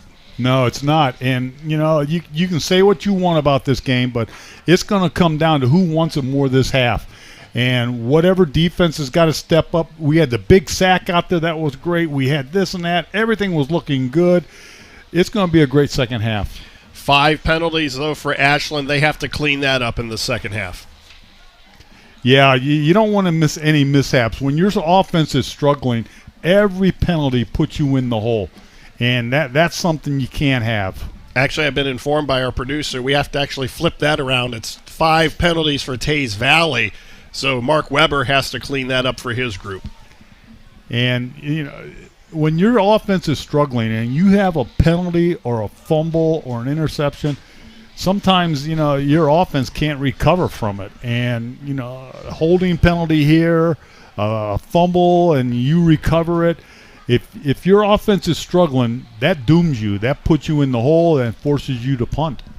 We take a look in the third quarter. Lucas with a 28-0 lead over Winford with about 6.5 minutes to go. So the Lucas Cubs looking impressive here in week 3 against Winford. There you see almost a turnover, but Lucas able to fall on it there as the Cubs with a 28-0 lead with 6 minutes to go in the third quarter. And here they should probably add a couple of minutes onto the clock here as we get ready to start the third quarter. Tays Valley with a 13-7 lead. As a former coach, one of the things I love to watch when these teams come out at halftime is what adjustments did they make? What adjustments did the Ashland staff make going in? Their defense is playing well. They got to shore up the passing game a little bit. Their secondary coverage, make a few comments there, but play the basics. When you get to that offense, though, what adjustments is the offensive coordinator going to make? Coach Cedar, what are they going to do to get that offense gelling a little bit? Then on the flip side, Tays, we thought they'd be coming in and just running up and down the field, and that's not happening. So what adjustments have they made at halftime to capitalize on this on this game tonight? When we look back at our keys to the game, one of the things that we said was Ashland was going to have to mature quickly.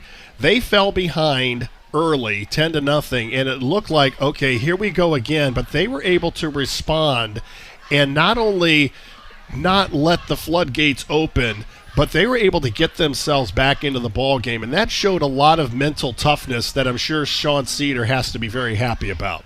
Yeah, they could have let this game get out of hand, but again, this defense, and a defense is going to mature quicker than an offense. Just on the, the little things you got to be able to do on offense to make everything click. But on defense, this team is clicking. This defense is keeping them in the ball game. If they're going to win this game, Ashland's defense is going to have a major step up. So as we said, the Ashland Arrows will start with the football in the third quarter, down by 2 field goals. Really, that's the difference right now in the ball game. 2 Cale Clifton field goals. The first one opened the scoring with 2:52 to go in the first quarter, a 34-yarder. And then he hit a nice 44-yarder with 16 seconds to go before halftime, and that extended the lead to 6 points. And you don't see this very often, but Tays Valley with a very valuable weapon in their kicker, Cale Clifton. And I can't say enough about this. You take away a bad snap, one bad snap by the offense, and that's what gave Tays the field position for them to score their only touchdown. And if that bad snap didn't happen, because at that time, Brian, Ashland's offense was moving down the field. They were having no problem. They were picking up first downs, moving the stakes. Then they had the bad snap. And like I say, when your offense is still young and they haven't worked together, there's a lot of offenses that can't recover from that, and you end up punting the ball. So now, if you're Ashland and you're coming out here in the third quarter, do you want to try to establish a little bit of a run game, or do you want to come out throwing? Every offense has its own personality. And I'll be honest with you, the way they spread the receivers out, I think they have to be able to throw the ball. They got to be able to come out this half, throw the ball, loosen up that defense, and then turn your tailback loose. And what Landon McFrederick was able to show was you roll him out of the pocket, he's got enough speed that if he sees an opening down one of the sidelines or even up the middle, he can get things going and make things happen with his legs. A running quarterback is a defensive coordinator's nightmare because it is tough to stop a running quarterback when you're trying to defend the receivers that are going downfield. You're trying to stop the tailback from getting yards up the middle. It just puts another burden on that defense. Well, we are set to go here in the third quarter. Cale Clifton, who so far has 6 points and the difference in this ball game, has the ball teed up. And the third quarter is underway here at Community Stadium. Out across the 20 and to the 25, the Ashland Arrows will start things off their first possession here in the third quarter. Now we know why Tays has been squib kicking it. They kicked it to the up receiver. Now they kicked it to the deep guy. You got a good return, good field position for the Ashland offense. Hossey comes out across the 25 and gets to the 26-yard line, so that's where the Arrows will take over, 1st and 10. Trailing by 6 points here to start the third quarter. They got to move the sticks. They got to work one first down at a time. Don't try and get a touchdown right away. Move the down markers. Looking for win number 1 in week 3 of the 2021 season. They start on the ground and nowhere for Spots to go. He may have fallen forward for a yard. That's the exact same play they opened the game with. They ran that play 2 times in a row. They gave him about half a yard. We'll call it 2nd and 10.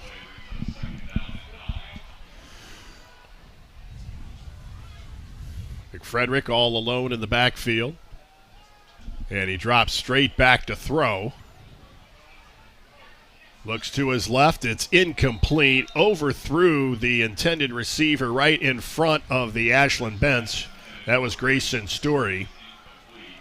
The quarterback's getting pressure. He's being forced off of where he likes to throw the ball. And anytime you can get a right-handed quarterback running to the left and he's got to turn his shoulders to throw the ball, it's a tough pass. Cam McDaniel over there to make the stick. It's 3rd down and 10.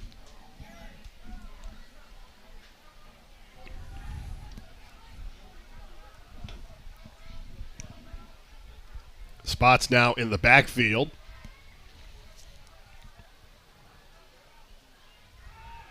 And McFrederick looks, has a receiver. It's incomplete. He was looking for Story again. This time a flag is down.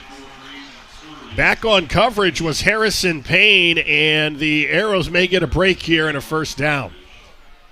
Looked like there was a little bit of contact, a little bit of face guarding. Defensive player has to make a play on the ball, not on the receiver. Personal foul, interference. In high school ball, it's a 10-yard penalty from the line of scrimmage, not a spot foul like in the NFL. If this was the NFL where the interference happened, they'd add 10 yards onto that. Here, it goes from the line of scrimmage, and it's an automatic 1st down. They march all the way up across the 40 to just shy of the 41-yard line, and the Arrows get their first down of the third quarter. So hopefully for them, that can spark something in that offense. Spots with some running room across midfield, or almost to midfield, as he pushes forward. A pickup of about 9, a nice carry for the sophomore. And I like what the Ashland offense is doing right now. They're running the ball in certain situations. They're able to throw the ball. They're running their quarterback.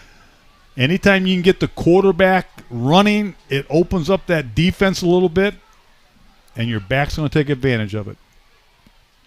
They're going to give him 8 yards, so it'll be 2nd down and 2. Spots again. This time he cuts back to the 45 of Tays Valley. And another 1st down, so the Arrows now moving here As we start the third quarter, 10:28 to go. Ashland down by 6, but by far their best-looking drive of the ball game. They're doing a little of everything. They've got the defense on their heels right now. The defense doesn't know if the quarterback's going to run it. They're going to give it to the back. 1st and 10 at the Viking 45. McFrederick again to his left. And it's incomplete. Ball tipped away. Nice defensive play by Harrison Payne. And he did everything correct. He went around him, stuck his hand out, and knocked the ball down.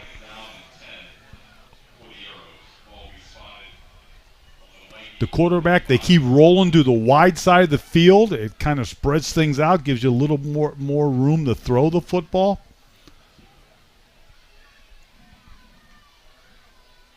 Sets up 2nd down and 10.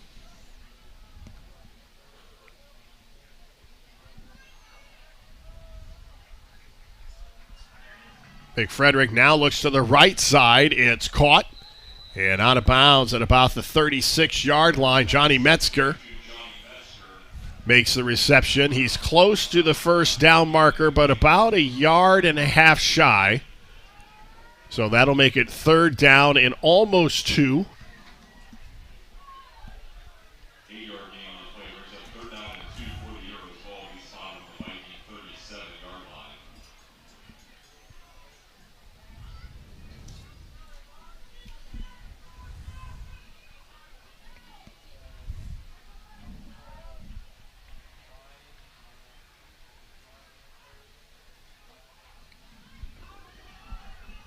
Spots again up the middle. 1st down as he's down at the 32-yard line.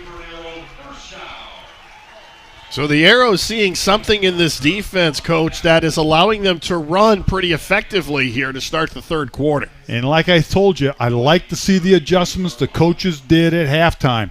And right now it looks like the offensive line's opening up some seams in there. The coaches might have made a little blocking adjustment. Instead of blocking a linebacker, we're going to double this guy. They're moving the ball.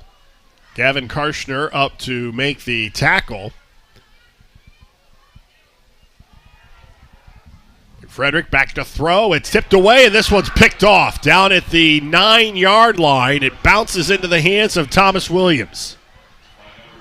So the first turnover of the ball game as the Ashland Arrows were moving offensively. And Tays Valley gets the ball back with 9:21 to go in the third quarter. And the tough thing about this is it hit the receiver, and it's a deflection. Ball drill, ball drill, ball drill. Right into the hands of Williams, and he's down at the 9. Actually, they're going to down it at the 8. And boy, it's got to knock the breath right out of you, Ashland. You got the ball moving, you're throwing the ball, you're doing everything right, and then a tip ball, interception. First turnover over the night.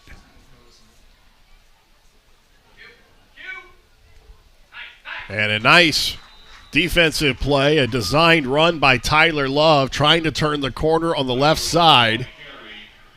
And he had nowhere to go. And the defense picking right up where they left off, Brian. Great job. If they can stuff them here, the offense is going to get the ball back in good field position. Loss of 2, 2nd down and 12. What adjustments did the defensive coordinator make at halftime for Ashland?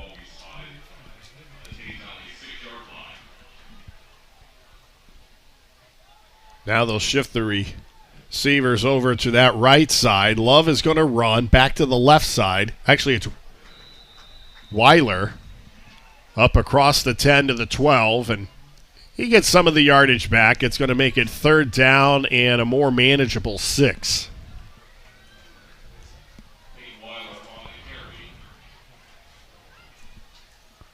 And this is the big play for Ashland. If they're going to step up and get a little momentum going for this Arrows team, this is a play right here. This is a play where they can change the momentum and flow of the game. Weiler is still in as the quarterback. And he's going to run. He spins, and he's going to get up to, that's going to depend on the spot here. He gets up to about the 18. And let's see if he has enough for the first down. They're going to spot the ball at the 19. That's a pretty good spot. And that's going to be good enough for the first down. Couple missed tackles on the play. From a coach's, you set up the perfect defense. All your defense got to do is come through for you. Couple missed tackles. First down. Weiler stays in as the quarterback. He's normally come in running situations for Tays Valley, and he's going to run it around the near side. It's up, knocked out of bounds at about the 25-yard line. Parker Grissinger came up to shove him out of bounds. Looks like Tyler Love on the sideline for the time being. A pickup of about 6. Second down and 4. And here comes Tyler Love back out on the field. Must be nice to have enough weapons you can rotate them at quarterback. And like I said earlier in this broadcast, if you have a running quarterback, you have so much pressure. You put so much pressure on this defense. Trips now to the left. This time Tyler Love is going to keep it. And he gets a first down with his legs up across the 30 to the 33.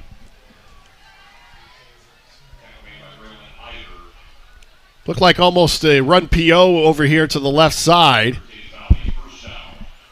And gets up, decides to keep it across the 30 to about the 33. And I think you're right on that. It looked like they were going to try the option. Ashland takes away the option. The only thing left is for the quarterback to run it. So a fresh set of downs for the Vikings with 5:59 to go in the third quarter. Love is going to run again. Has it across the 40, across midfield into Ashland territory. So now the running of the quarterbacks for Tays Valley, and Tyler Love a little gimpy as he walks over toward the sideline, but he stays in the ball game. And this is what we thought Tays Valley would do early in the game. Move the ball, running it, and that's what they're doing right now. They got Ashland on their heels right now. Ashland needs somebody to step up and make a big, big play. Another sack would be nice.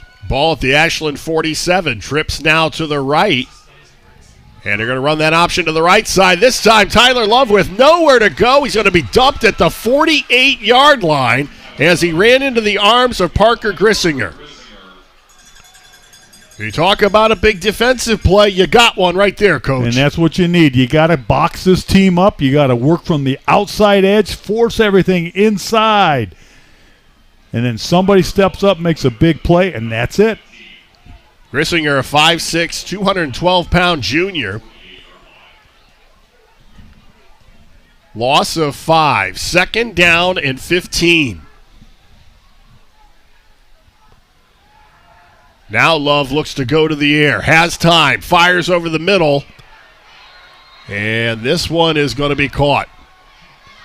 Making the reception was number 24, Landon Thompson, the sophomore. So this was a nice throw by Love. A design throw all the way. Had plenty of time. He stood there with all kinds of time and delivers a strike to Thompson. And that ball's got some zip on it, Brian. Got some zip on it. Gets there fast. Now they go back to the ground. Thompson on the near side. And he's brought down at about the 12. Grayson Story over there defensively.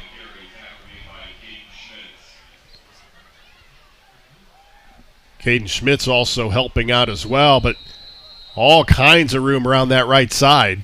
And that's what speed does for you, Brian. It'll stretch your defense out. Right now, they need a timeout. They need to regroup a little bit, pull everything together. Well, we got an injury on the near side, so that may try to stall the momentum here of Tays Valley as the ball is on the 11-yard line, 1st and 10, 4:05 to go in the third quarter. The Vikings of Tays Valley with a 13-7 lead Here's a look at the Thompson run on the last play from scrimmage. And I don't know if it looks like it's a cramp. We hope it's a cramp. And the way the athletic trainer is putting a little pressure on that leg, trying to get him to stretch it out a little bit. It was 70 degrees at kickoff, so not the heat that we saw a week ago. And you know, Brian, I don't know if this is the time to talk about it, but with COVID affecting some of these teams, I hope we don't turn into a season like last year, because I know Madison High School has already canceled 2 games. Ontario had to find a new person. Smithville's opponents dropped out. Mansfield Seniors playing North Canton Hoover. That's not who they're supposed to play. No, they were supposed to be playing Lima Senior tonight. In fact, that's where we were originally supposed to be. But then they had to reschedule because there was a COVID breakout at Lima Senior. So the Tigers were then forced to play. I mean, they had to really adjust their schedule on the fly, and they had to go all the way to North Canton Hoover. So that brought us here to a very good matchup between Tays Valley and Ashland. And the Arrows down by 6 with 4:05 to go in the third quarter.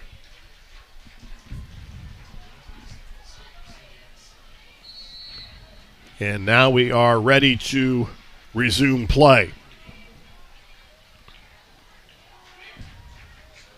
Swinging out. That's Harrison Payne. He's going to be down close to the 1-yard line, and they can get a first down without scoring.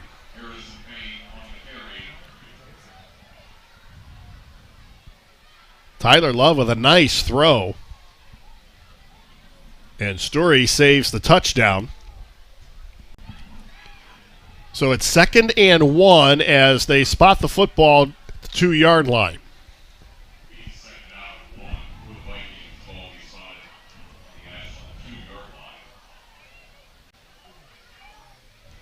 Payne.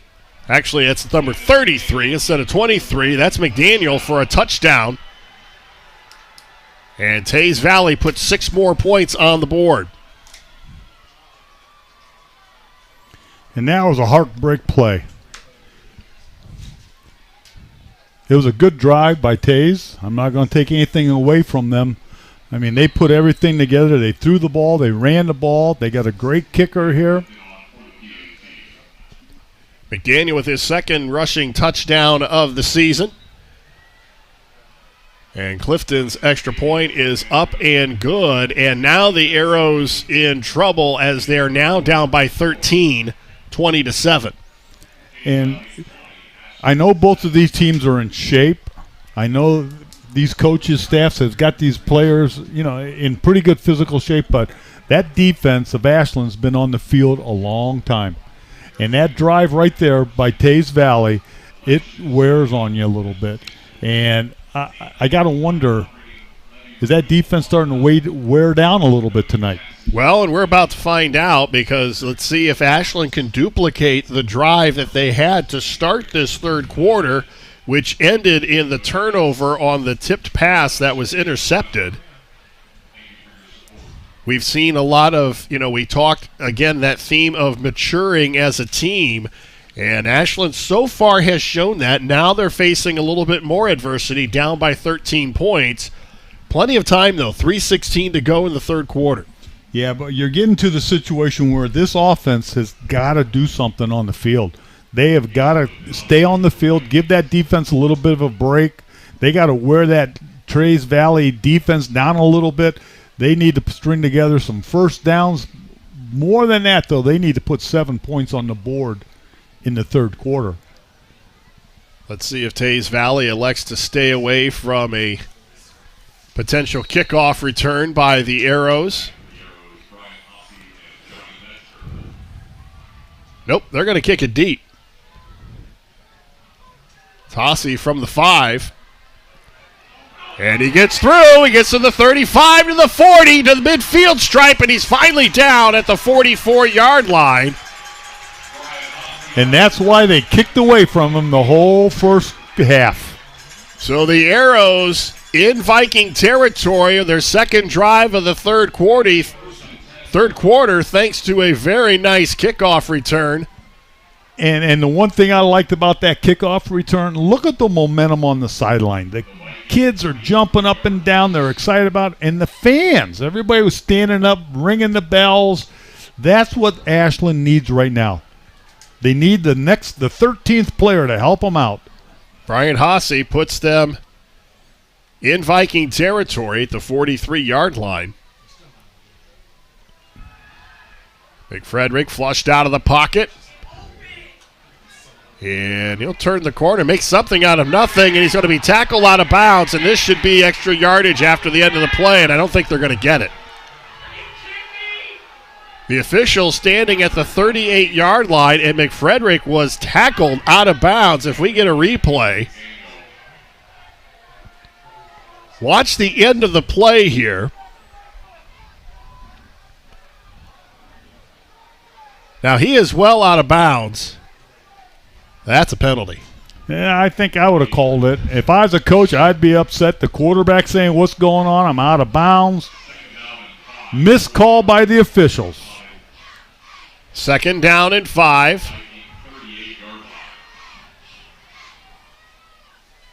Landon McFrederick out of the shotgun. Fires. It's caught. And a first down to the 28-yard line. Making the reception, Ashton Maffitt.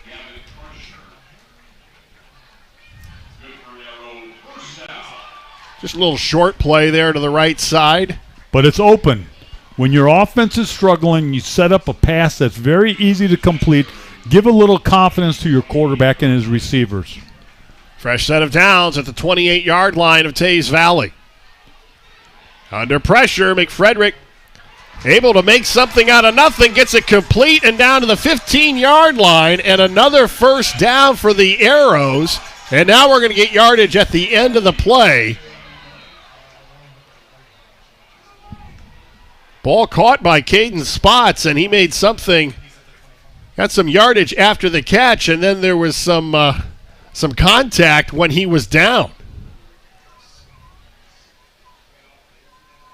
So again, on the replay, watch the end of the play.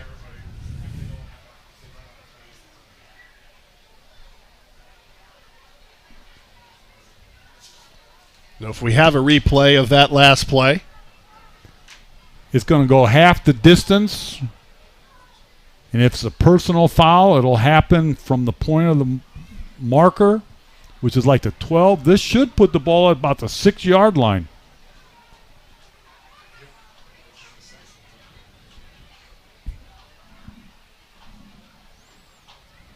Dead ball foul. Personal foul on Tays Valley.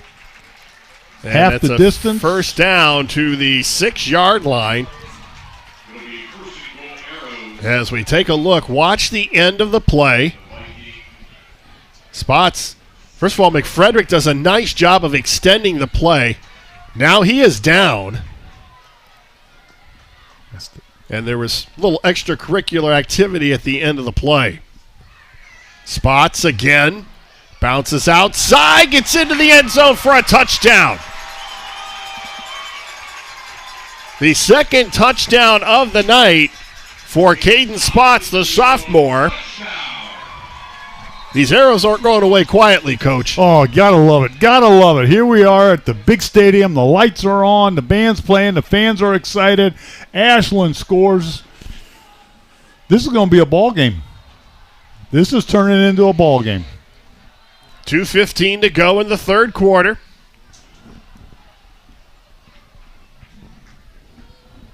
So now, as there's a Tays Valley player on the far sideline down at about the 7-yard line, looks like he has a cramp, and now you're down 7. Do you go for 2 here?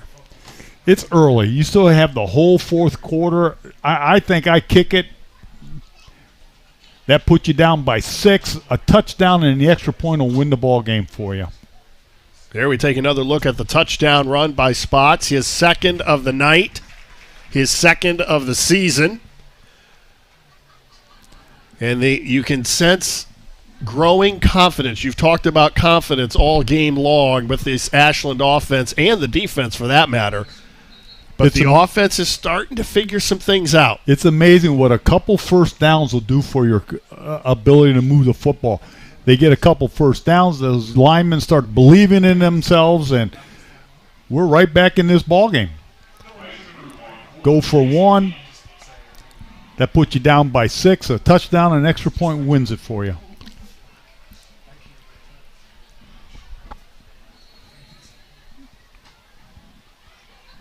Isaac Roop's extra point is up, and it is good. So with 2:15 to go in the third quarter, Ashland pulls to within 6. Thanks to this 6-yard touchdown run by Caden Spots. And he wanted that. He sure did. Ran out of a couple tackles. Nice blocking on the edge. Now the defense back out onto the field for the Ashland Arrows, and this is where you start to see the chess match. Then how is Tays Valley going to respond? Are they going to go to the air? Are they going to continue to run the ball like they did to start the third quarter? Tays is such a talented team. They have good backs. They got speed. They got a quarterback with an arm. Their offense is still anything they want to do. And when you're ahead by 6, they just don't want to make a mistake. They want to move the ball. They want to be able to punt the ball if they get in a situation and pin Ashland deep in their zone. Thomas Williams and Landon Thompson back to receive the kickoff for Tays Valley. Number 3, Thomas Williams. On the kick for the Arrows, Isaac Roop. Roop has it teed up at the 40.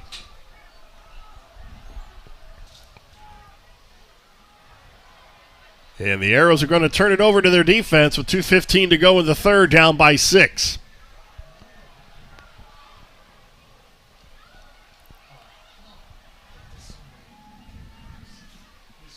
And this one's going to go out of bounds. That's going to be a flag.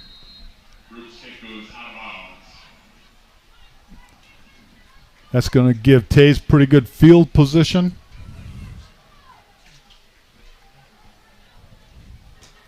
But I'll tell you, Brian, the way the defense has been playing tonight, if they can pick it up and continue, they're going to give Ashland some hope. Winford finally on the board in the fourth quarter. They trail Lucas 38-7.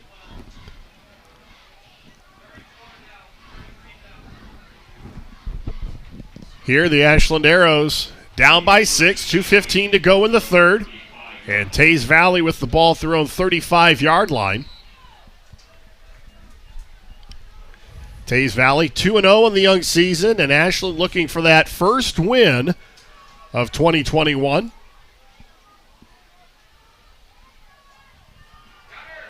They stay on the ground, and nowhere to go, as Peyton Weiler could not turn the corner. A lot of penetration. There's a flag on the play. Looks like a holding play. Things are starting to roll Ashland's way right now, Brian. Parker Grissinger came up with another solid defensive play. A yard loss on the play if it stands, but I think this is going against Tays Valley.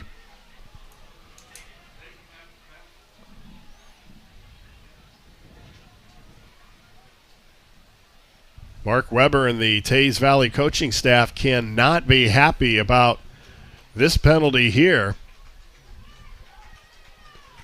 Another 10-yarder. That's their 8th penalty, up to 85 yards in offense that they've lost due to penalties. Grissinger with another solid play on the defensive side. Ball back to the 24-yard line of the Vikings. They need to get to the 45 for a first down. So it's 1st and 21.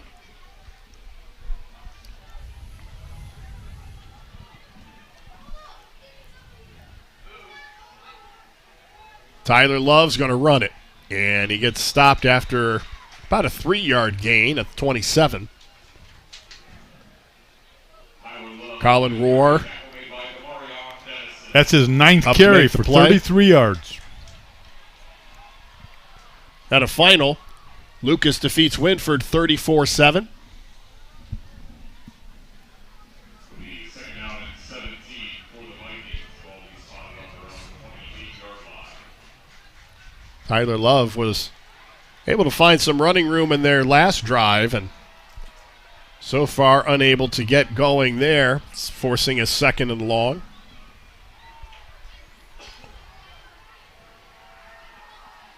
Love back to throw. Plenty of time. It's tipped. It's caught.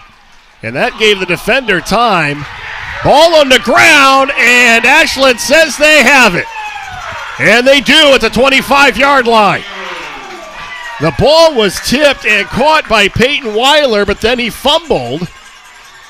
Turned the ball over, and the Arrows have it down by 6 with a minute to go in the third quarter. Holy moly, we got a ball game, Brian. We got a great ball game going. Weiler tipped it to himself and then just coughed the ball up, and I can't see who recovered the fumble, but the Arrows have it. And a great opportunity here with 1:02 to go, down by 6.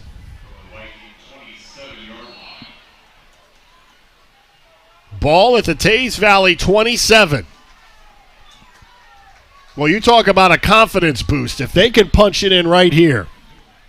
Unbelievable.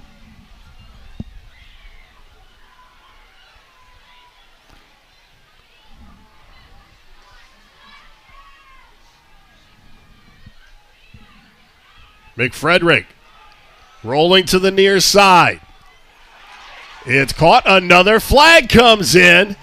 Story makes the reception. And I got a feeling Ashland's going to get some more yardage here. They're going to say he made the reception at the 20, was forced out of bounds, or is this coming back? This is going to go. Looks like a holding penalty. This one may be against the Arrows. Takes away a nice grab by Grayson Story. That's their 2nd penalty only tonight. There you see at the end of the play.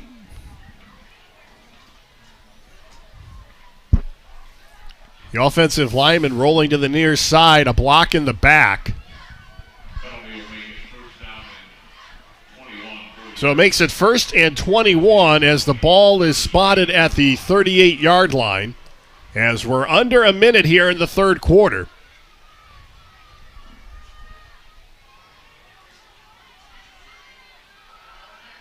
McFrederick looks, has a receiver, and it's incomplete. Unable to connect. He'd love to have that one back. He was wide open, back out of the backfield, up the sidelines. Nobody picked him up. Little bit long. Turn spots around. That's a tough grab to make. I got to hand it to the Ashland staff. What a play call. Great play call. 2nd and 21.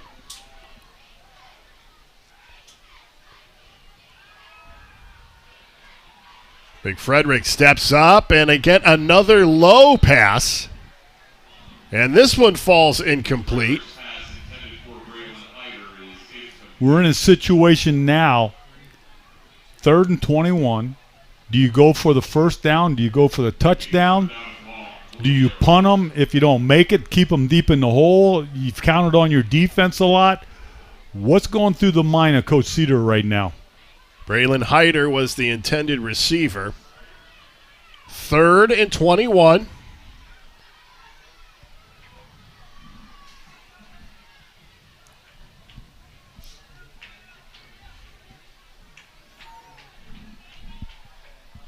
Three seconds on the play clock. McFrederick fires. It's tipped and picked off. The 2nd turnover of the ball game. This one hauled in by Gavin Karshner. Another tipped ball, another interception, and the drive stalls at the 35-yard line. Wow.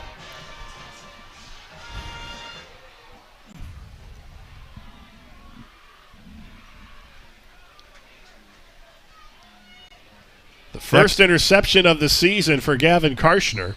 it kind of took the wind right out of their sails right now. But the Ashland defense has been playing well. Let's see if they can do it again and hold them. 36 seconds to go, third quarter.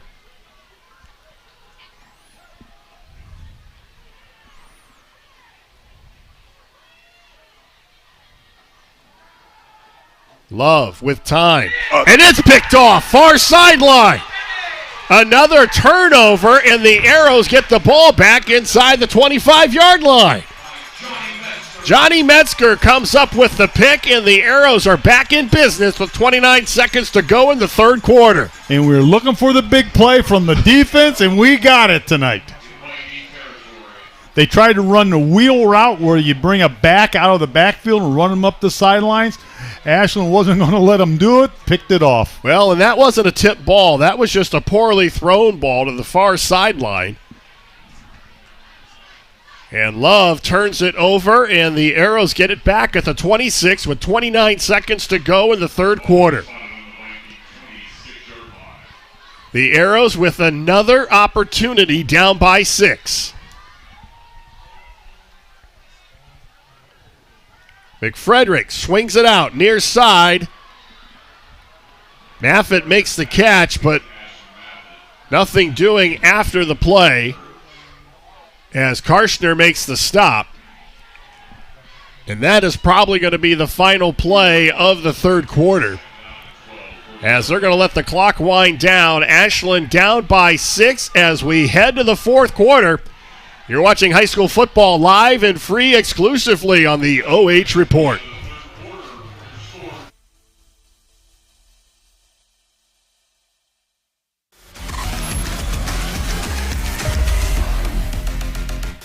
Frito-Lay Variety Packs presents Totally Unrealistic, Never Gonna Happen in a Million Years Mom Fantasies. Mother, thank you for planning such an enriching camping trip for us. Please accept this as a token of our appreciation. Now let us sing to you. This'll never happen, but this might. There's like no reception. I'm not cheering attack. Ew, bugs!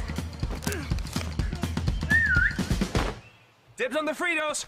Frito-Lay Variety Packs, packed with possibilities.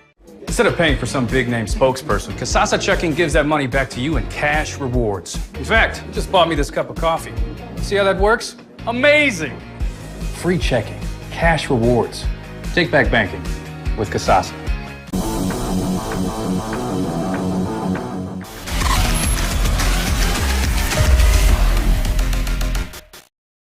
The Arrows down by 6 as we start the fourth quarter, 20-14. The first half, no turnovers. The third quarter, 4 turnovers, 2 by each team. And talk about a momentum change back and forth, back and forth. You got to love this game. The Arrows with the ball, 2nd and 12 at the Tays Valley 28-yard line.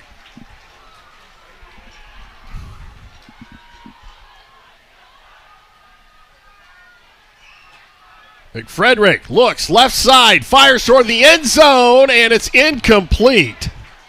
Flag on the play. Johnny Metzger, the intended receiver. In the area they threw it, looks like interference. They're over there consoling Richard Odom. If it's interference, it'll be a 10-yard penalty and an automatic first down. There's going to be pass interference against the offense. So they're going to say push off. Yep.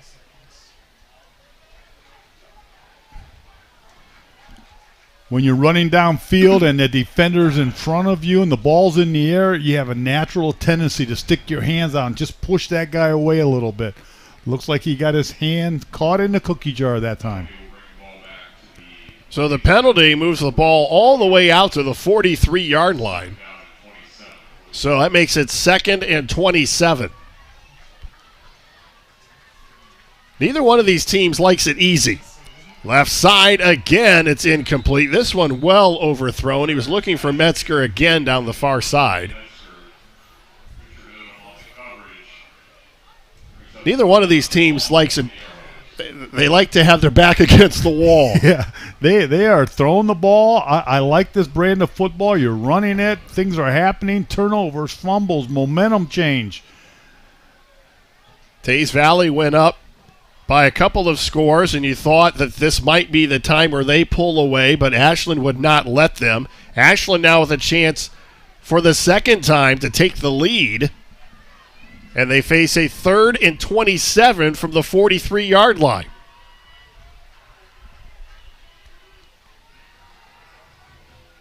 McFrederick, flush from the pocket. He's going to run, but he's going to be well short as he can't get away from River Grigsby.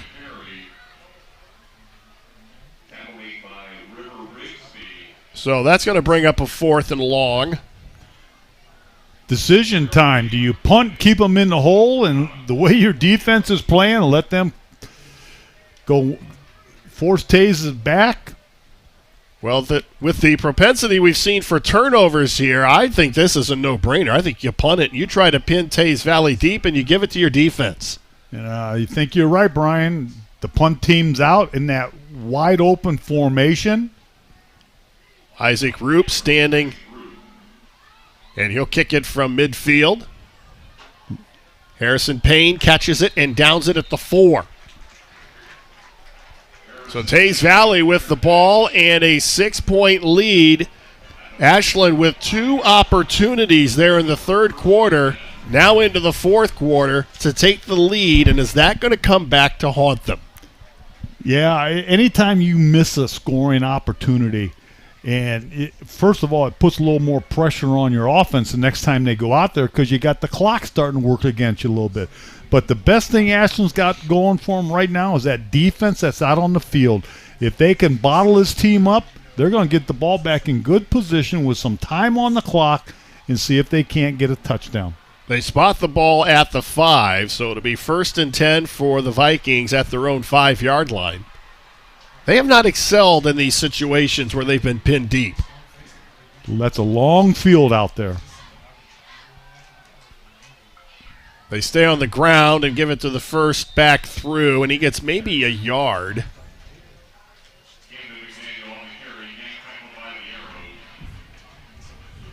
McDaniel gets a yard, so that'll make it 2nd and 9. You got to be careful down here, though. We saw it last night with Ohio State, a 4th down situation, and the guy breaks it for him. When you're trying to box this team up here, sometimes you get a little over-anxious and you open your door up for a pass over the top.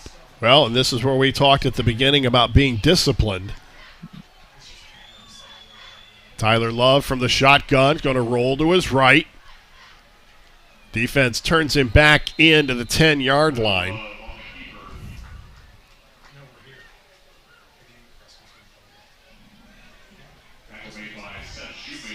Seth Shoemaker makes the play. It'll be 3rd down and 4. Ball just over the 10-yard line. And you have big plays the whole game. You look at them later, and this is one of them. 3rd down. If Ashland's got to get off the field, they got to put their offense back on, and they got to force Tays off the field. 9:37 and counting. Love's going to roll to his right, and he's stuck, but he pitched it just in time and delivers a 1st down. That's a huge play as the ball was pitched to Peyton Weiler.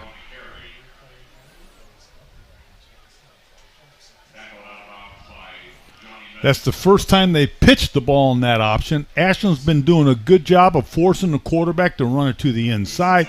This time they shut the quarterback down. He pitched it. 1st down.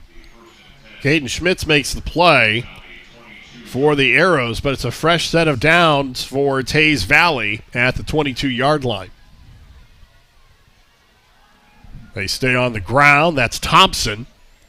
Unable to turn the corner, and he's forced out of bounds. That'll stop the clock with...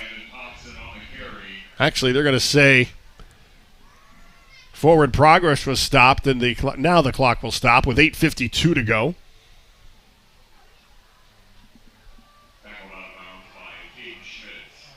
Again, Schmitz comes up to make the tackle.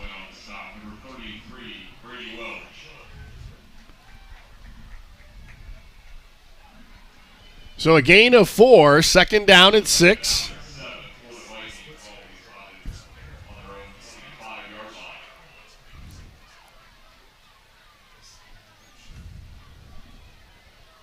Now Tyler Love back under center. And they stay on the ground. Another carry by Landon Thompson. And he is short of the first down. It'll be third down and about, well, let's see where they spot it. It'll be third and about 4. And one thing you're noticing, Tays Valley has slowed the game down.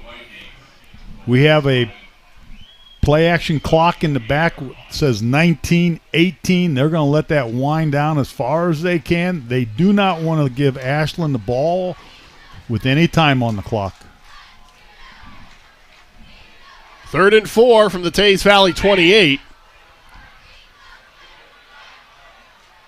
And another first down as McDaniel is knocked out of bounds. And this is their offense. This is what they want to do.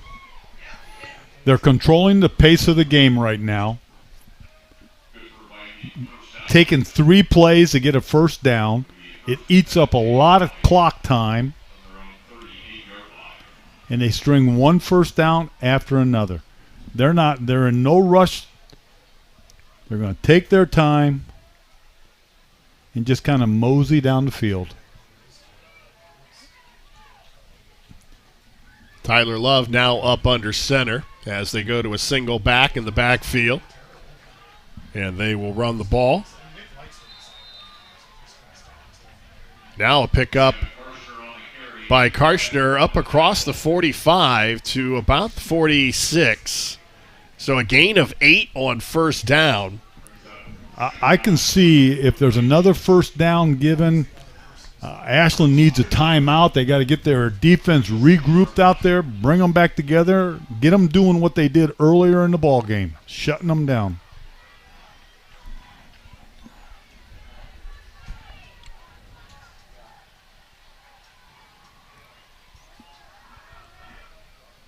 Again, they stay on the ground.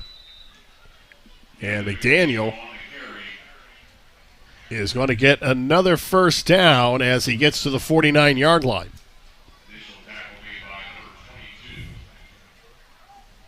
And a fresh set of downs for the Tays Valley Vikings. 7:11 to go. Time now becoming a factor. Ashland with 3 timeouts. Tays Valley with all 3 of theirs.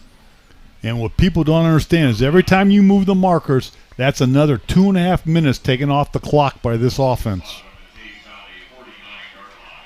The Vikings with a 6-point lead, and the Arrows had 2 opportunities to take the lead.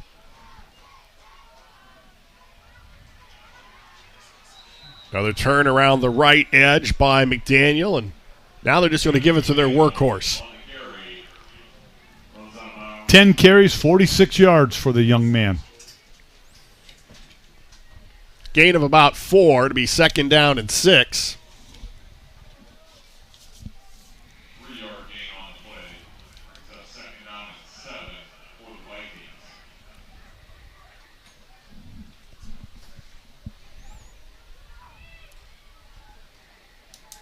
Ashland, as they've done all game, they need somebody to step up and make a big play for them right here.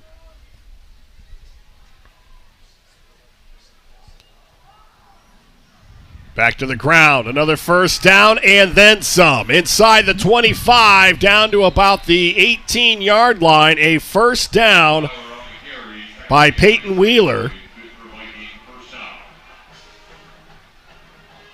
So Weiler with another big run, and Tays Valley threatening to put this out of reach with 6.5 minutes to go. And this is what we thought they would do coming into the ball game, Brian. Running the ball, working the clock, moving the markers.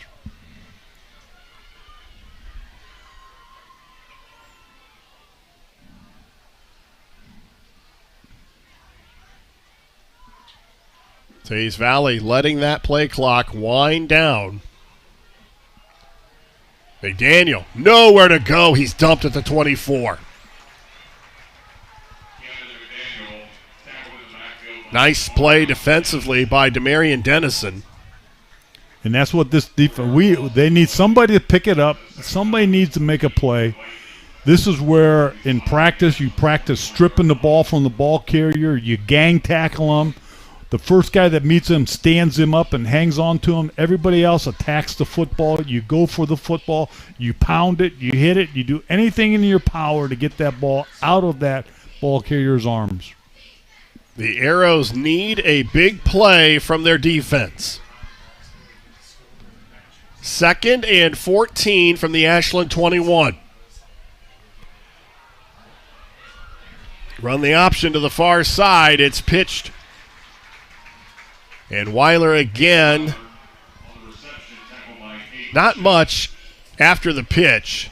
And it's going to be 3rd and 12. And that was awful close to a forward lateral. Might have been a step behind, but it was close. Under 5 minutes to go. And we're in a situation where with the field goal kicker that Tays Valley has, he's already kicked 2, a 44 and a 34. They're in field goal range already. Yep. And that makes it a two score for Ashland. Yeah, they're going to run it to the middle of the field to set up the field goal. And this is going to set up a 3rd field goal attempt for Cale Clifton. As you said, he's already got a 34 and a 44-yarder. And this one is going to be a 40-yard attempt. Or no, 25. This will be a 35-yard attempt. Well within his range. And this could be the nail in the coffin if he hits it.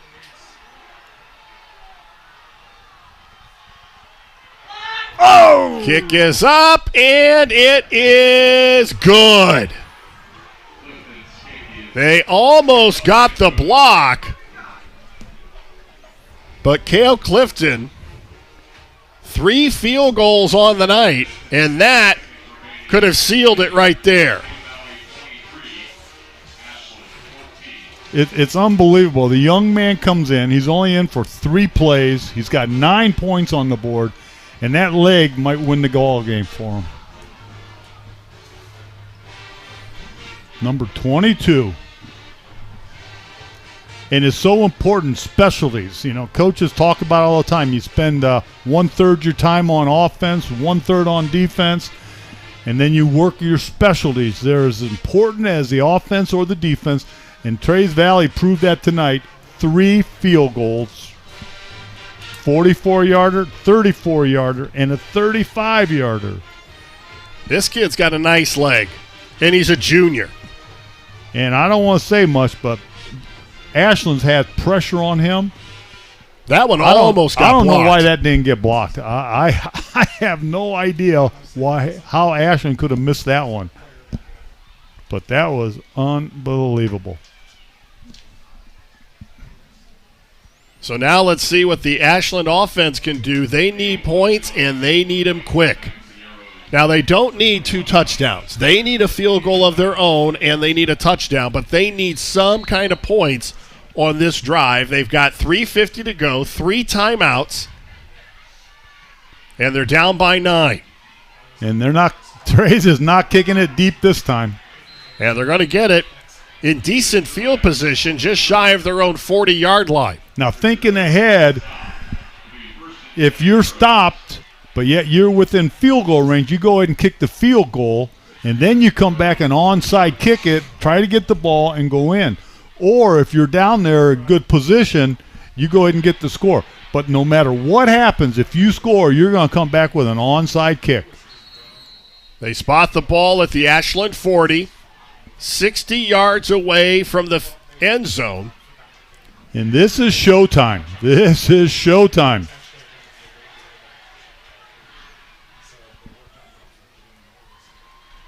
They're going to shift 3 receivers to the right side.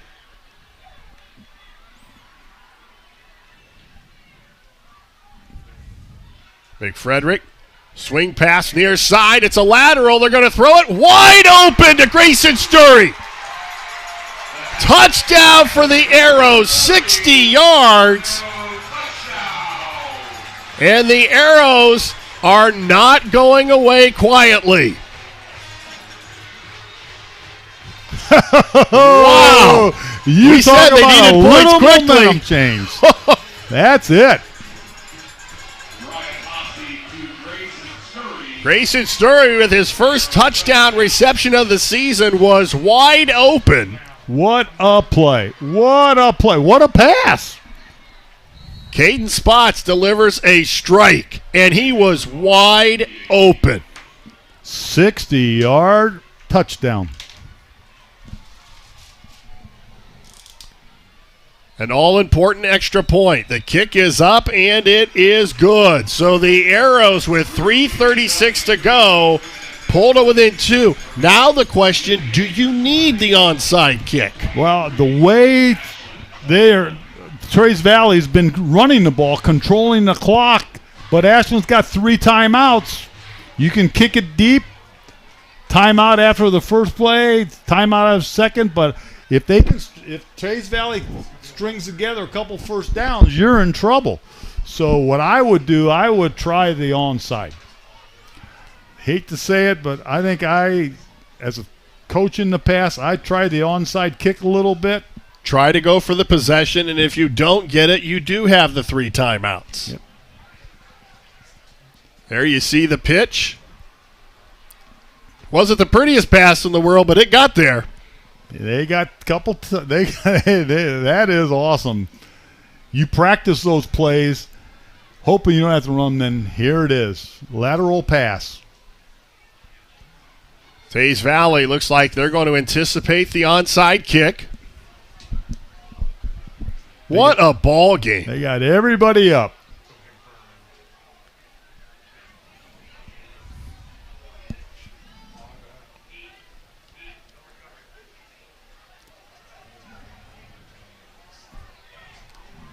He's lining up for the onside. We'll see what happens. This is high school football at its finest, Brian. This is great. Isaac Roop will attempt the onside kick.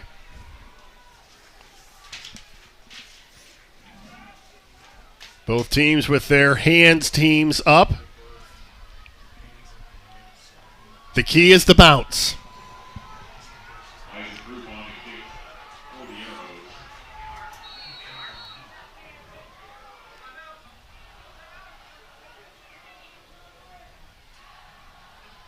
He punches it through and really doesn't give Ashland an opportunity to recover. Tays Valley gets it at the 39-yard line. Explain the strategy. Now you got your defense go out there. You got to hold them. You got to do the job, get the ball back, utilize your timeouts. But they tried the onside kick. It takes a little bit of practice to get that ball, to get that hop on that third kick to go up in the air.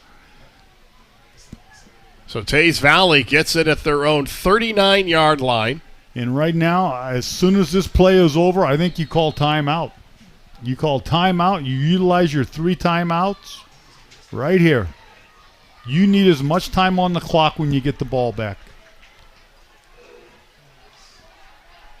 Tell you what, the last time we were here, we saw an exciting finish. And Tays Valley does them a favor. They run to the sideline. Out of bounds, clock stops. Peyton Weiler runs out of bounds, and I'm not sure I understand that play call. He gets 5 yards on the play, but it stops the clock with 3:31 to go. I know the coaches on the other side is probably yelling, hey, don't go out of bounds. Stay in bounds. Stay in bounds. I think the Ashland defense forced him to run that way. 2nd down and 5.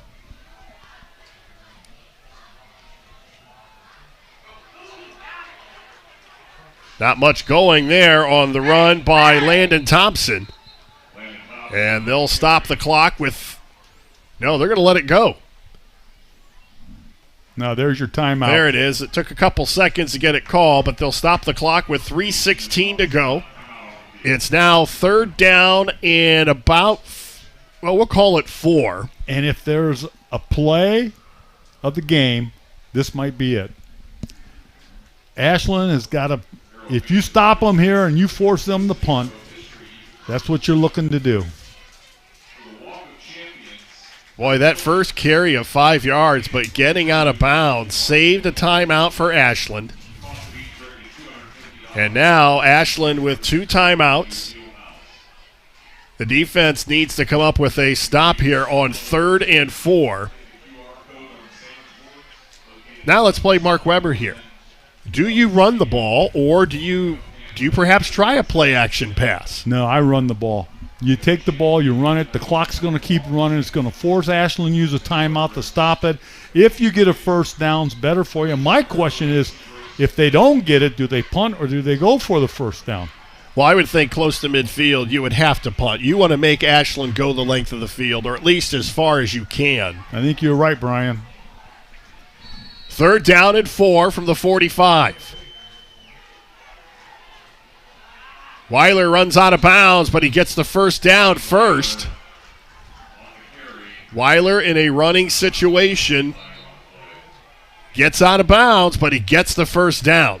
That's his 14th carry tonight, Brian, for 99 yards.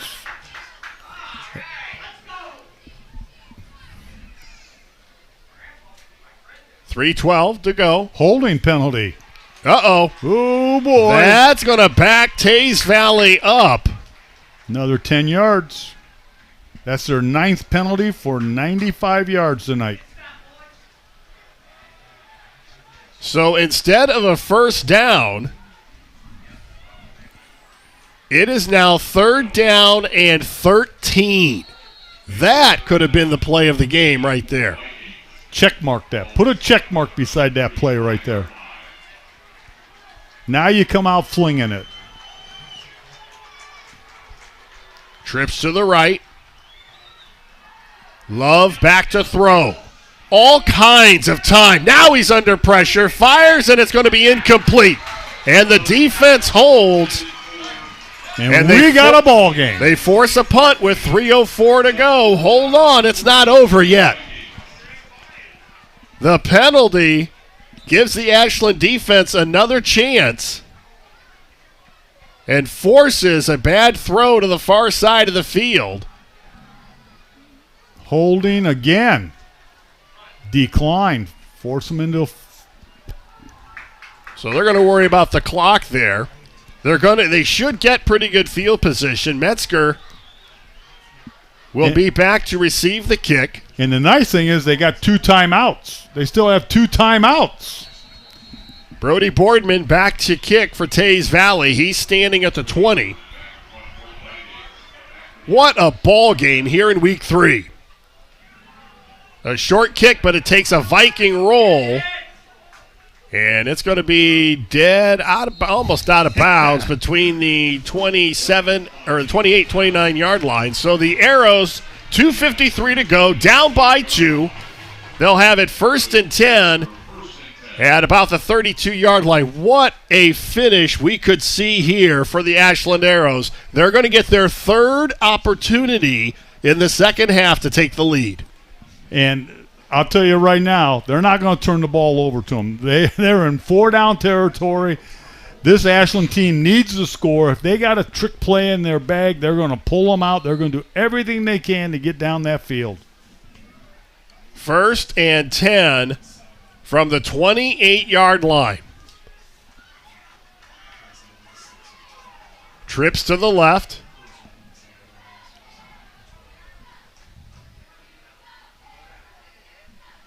Spots, shifts over to that left side. On the wheel route, he was open. And it's incomplete. McFrederick held on to it a little too long. Spots was open going down the far sideline. That'll stop the clock with 2:46 to go. 2nd down and 10. You can't see it on this angle, but they ran the wheel route again with Spots.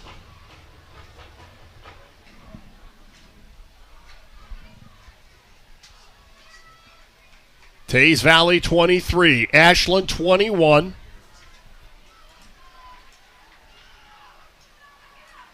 Now they'll put 2 receivers to each side. Now they're going to shift Maffitt over to the left.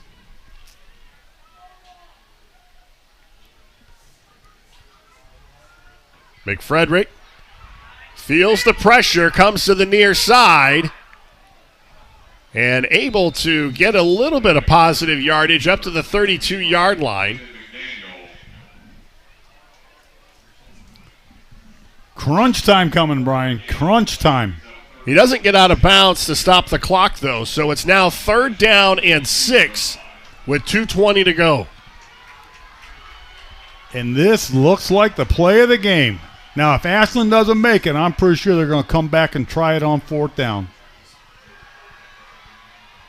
Frederick fires. Wide open was the receiver, and he cannot connect. Braylon Hyder was open. It's now 4th down, and this is the game for Ashland. 4th and 6 from their own 32-yard line, and on the crossing pattern, Hyder was open.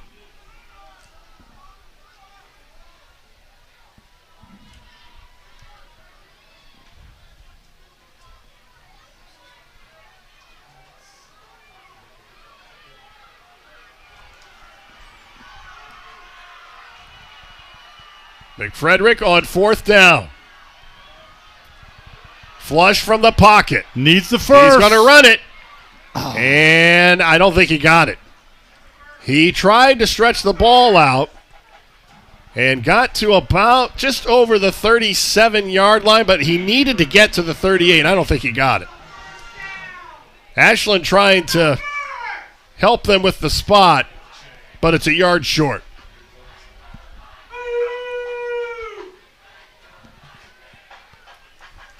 A yard short. Heartbreak time. So Ashland still with 2 timeouts. They can stop the clock twice as we're under 2 minutes to go. Coming up afterwards, we'll have the J&F Construction postgame show. We'll have our Frito-Lay player of the game. And the final stats of this matchup between Ashland and Tays Valley. And what a ball game this has been.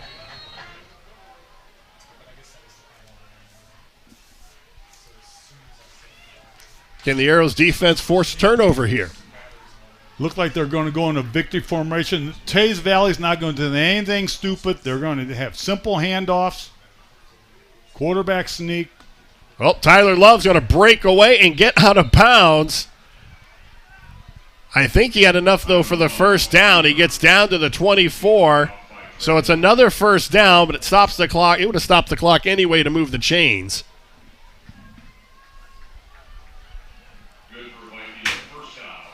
Tell you what, the last time we were here in that playoff game last year, it was a heartbreaking loss to the Arrows, and we're going to see one, I think, here in week 3. Yep, they played well, especially the second half. Tyler Love now up under center. He's going to run it again. This time he's going to be stopped at the line of scrimmage. Braylon Hyder making the play. And the Arrows stop the clock with 1:48 to go. And they'll have 1 timeout remaining. Well, Sean Cedar wanted his team to be more physical, and they were more physical. I think they grew up a lot here in week 3. And that's their coaching staff does a great job. This team's just going to keep getting better and better and better. They're going to build on the success they had tonight, and they'll become a better team next week. I'm really impressed with the defense, how the defense played. The offense showed sparks here and there. It's just clicking. It's just a hair away, Brian. This offense is just a hair away from putting more points on the board. The Arrows will hit the road next week to take on Sandusky Perkins before starting the OCC portion of their schedule at Mount Vernon on September 17th.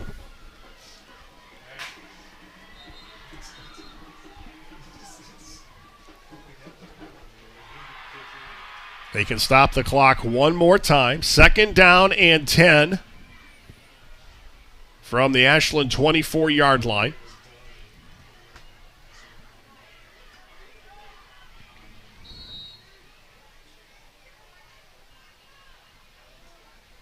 They stay on the ground. That give was to Peyton Weiler. And Weiler down to the 20, and the final timeout call by the Ashland Arrows.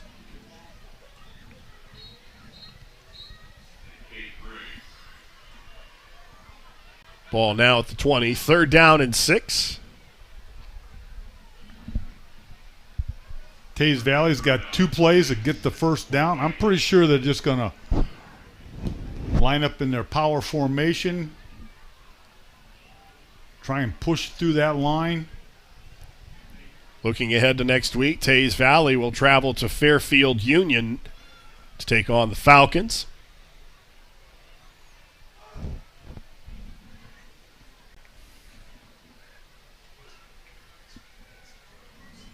One minute, 41 seconds between Tays Valley and their 3rd win of 2021.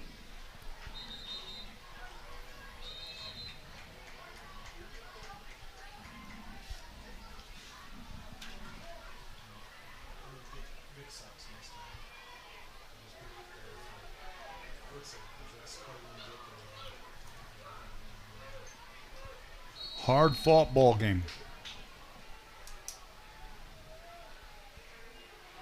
Weiler tripped up at the line of scrimmage. He'll be stopped short of the line of scrimmage, so the Arrows could get the ball back. Dennison coming up to make the play.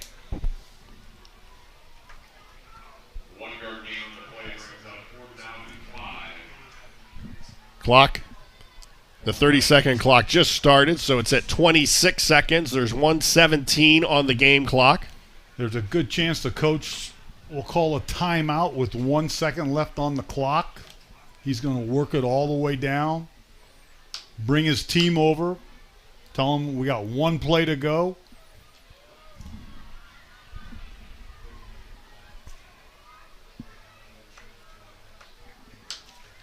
That's what he did. Timeout with 1 second to go. And you're right, Brian. If Ashland stops them, they'll have their opportunities with no timeouts. Probably about 55 seconds or 50 seconds on the clock to go the length of the field. Or do you bring your field goal kicker in, kick a field goal? And you have to get a touchdown then. Then that prevents Ashland from kicking a field goal to win. Well, Cale Clifton, all he has done tonight is kick 3 field goals. He opened their scoring with 2:52 to go in the first quarter with a 34-yarder. Then right before the half, he kicked a 44-yarder. Yep. And then a 35-yarder in the fourth quarter. And that is what has given Tays Valley this 2-point lead. And I think they're going for another one. So this one would be a 36-yard attempt.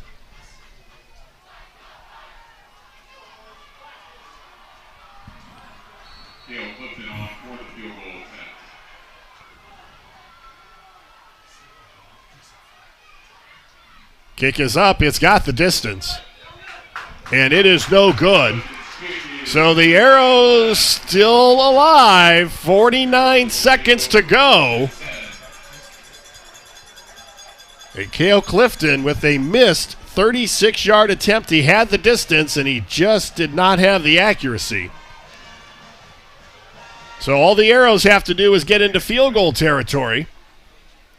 They have not attempted a field goal this season.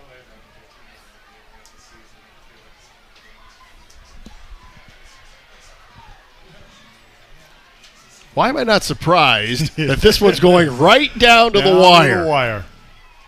Ashland, no timeouts. They got to go the length of field, 80 yards. If you got a trick play, this is it. Hook and ladder, throw it deep, wheel route. Now's the time to pull it out.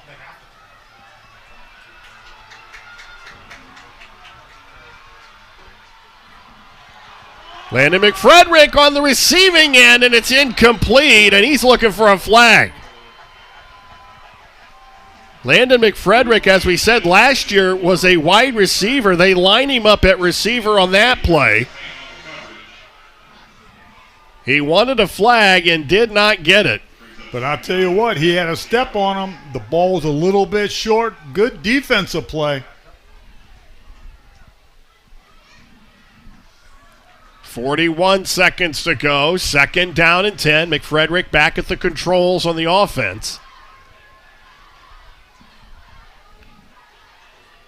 Makes your heart skip a beat a little bit. It did.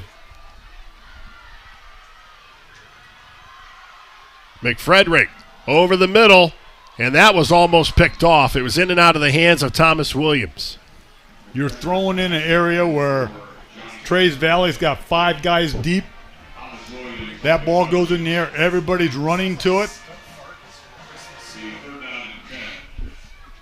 Now you're looking at coach has got to get the first down. Metzger was the intended receiver, but Williams had the best shot at the ball. 3rd and 10 from the 20.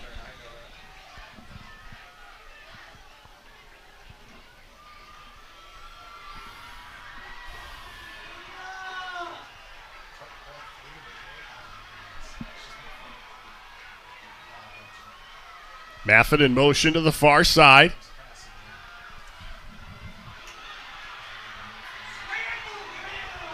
And McFrederick gets a few yards up to about the 24. So it's going to be 4th down with 29 seconds to go.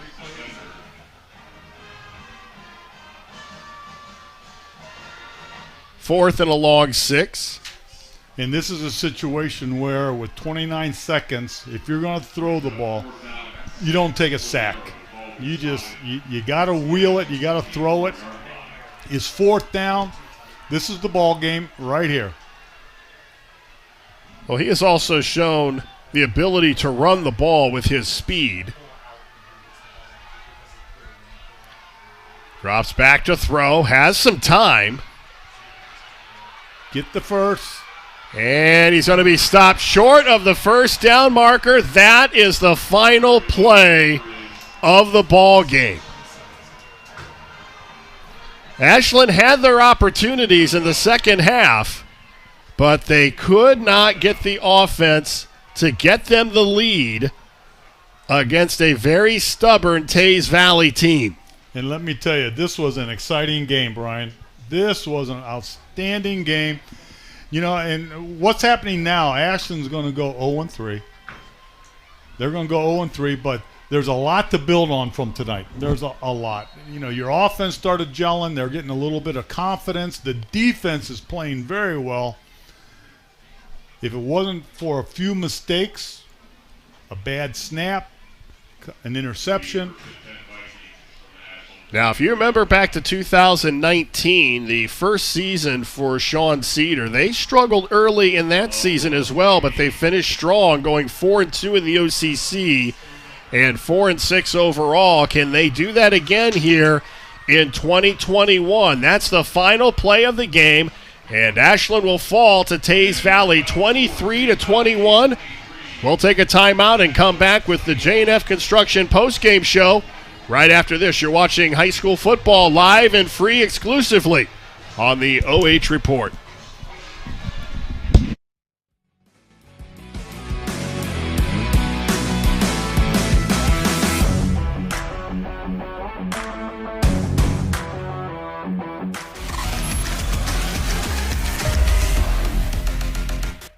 Instead of paying for some big-name spokesperson, Kasasa Checking gives that money back to you in cash rewards. In fact, it just bought me this cup of coffee. See how that works? Amazing! Free checking, cash rewards. Take back banking with Kasasa.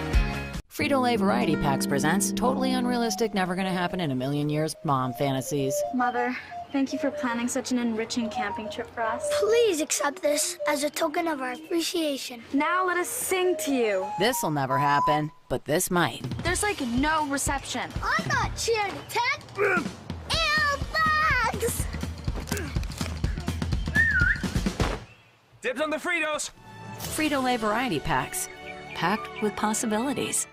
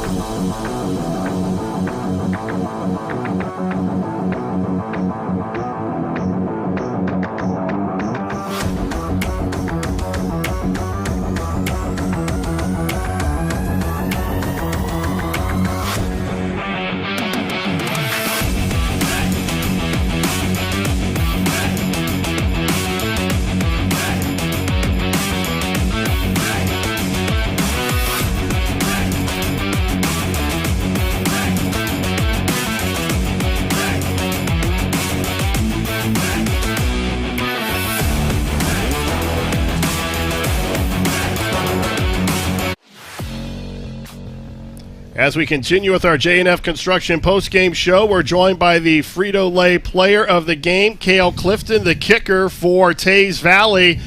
And I tell you what, when you looked at this game on paper, coming in as well as you guys have been able to run the ball all season long, I expected a lot more offense, and I didn't expect it to come down to the kicking game. But it looks like Coach Weber has a lot of confidence in your ability. Yeah, for sure. What, as you went out for that first field goal, what was going through your mind, especially seeing, how tight this game was starting to become? I just got to stay calm, cool, and collected. I mean, it's a matter of confidence at that point. It's just getting it through the poles. Have you had a game before where you've had 3 field goals? Yeah, I think so. Not as deep, but yeah, I think so. What is your personal best? 48. 48 yards? Yep. Now, what happened on the fourth one? Snap was a little shaky, hold was a little shaky, but I should have gotten it through. It's not anybody else's fault. Last year was really, and I don't even know if we really count last year because of COVID and everything else, but it was the first losing season under Coach Weber. Yeah. What was the goal for you guys heading into this season? Just do better than what we did last year and exceed anything else we've done before. Just blow it out of the water. Blow it out of the water. Yep. Well, you guys are well on your way. You're 3-0, and you guys came in here. Not an easy environment to play in. Ashland was 0-2, but they weren't your typical 0-2 team, were they? No, they weren't. They had some good talent, and hopefully we'll play them again next year. Well, congratulations on the 3 field goals, Thank you. and good luck the rest of the way. Thank you. We're going to take a timeout. We'll come back with the post-game stats right after this. You're watching high school football live and free exclusively on the OH Report.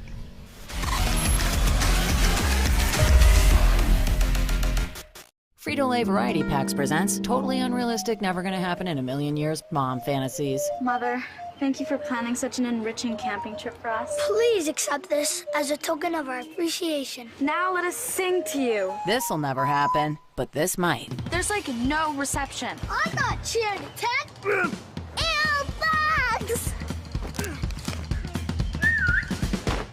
Dibs on the Fritos. Frito-Lay Variety Packs, packed with possibilities. Instead of paying for some big-name spokesperson, Kasasa Checking gives that money back to you in cash rewards. In fact, you just bought me this cup of coffee. See how that works? Amazing! Free checking, cash rewards. Take back banking with Kasasa.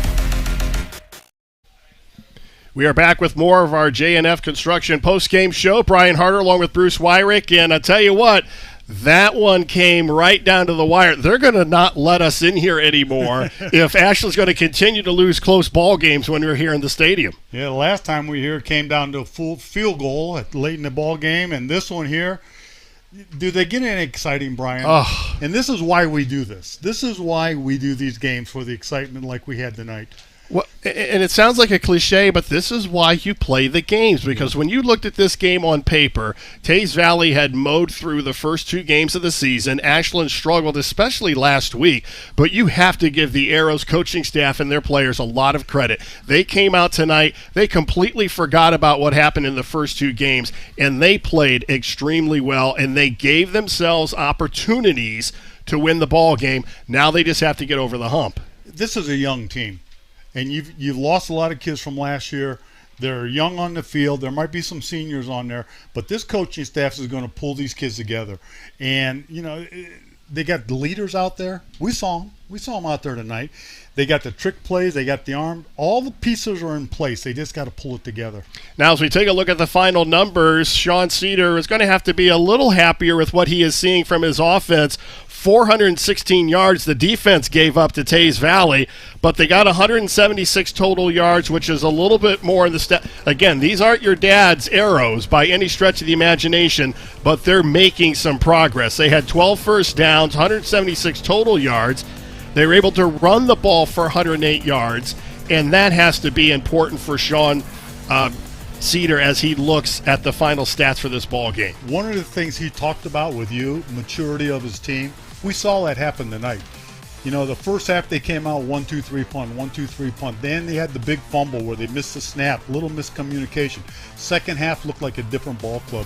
I wish I was in that locker room to hear the adjustments that they made, because they did some great things. This team's going to put their hat on their defense right now, though. Their defense played well. The offense didn't give them enough breaks. You know, the defense was out there a long time, and it wears you down a little bit. But against a good team like Tays Valley, I thought the defense did an outstanding job tonight. The defense held them in the ball game. The offense had, when they look at this game on film, they had 3 opportunities in the second half to come out and take the lead, and they couldn't do it. They couldn't get it done, and they're showing signs of getting over that hump. And that's that maturity level. This offense, the offense is always lagging behind your defense, and that's good at point tonight. The defense is ahead of the offense, and like you say, the 3 times they were in that red zone and couldn't get any points out of it, that's the difference in the ball game. Now they've got Sandusky Perkins next week, and then the week after that they start OCC play. So now does the focus really, as they get ready for Perkins, are they still, let's fine-tune things and hit our stride as we hit the OCC portion of our schedule? When you have an 0-3 team right now, what you got to do is build on your strengths. What did you do good tonight? What can we build on? We don't want to add anything. We want to get better at what we're doing good right now. With the win, Tays Valley is now 3-0, and Ashland drops to 0-3. The final score tonight, Tays Valley 23 and Ashland 21. Our thanks to tonight's broadcast team. Our producer was Adam Thompson. The fine camera work courtesy of Jory Hollenbeck. Most of all, our thanks to you for joining us. Once again, the final score, Tays Valley 23 and Ashland 21. You've been watching high school football live and free on the OH Report, powered by BS Media Productions. Thanks again to our generous sponsors for making all of this possible. Keep it locked into the OH Report, your new home for live sports coverage in North Central Ohio and beyond. For Bruce Wyrick, I'm Brian Harder. So long from Ashland.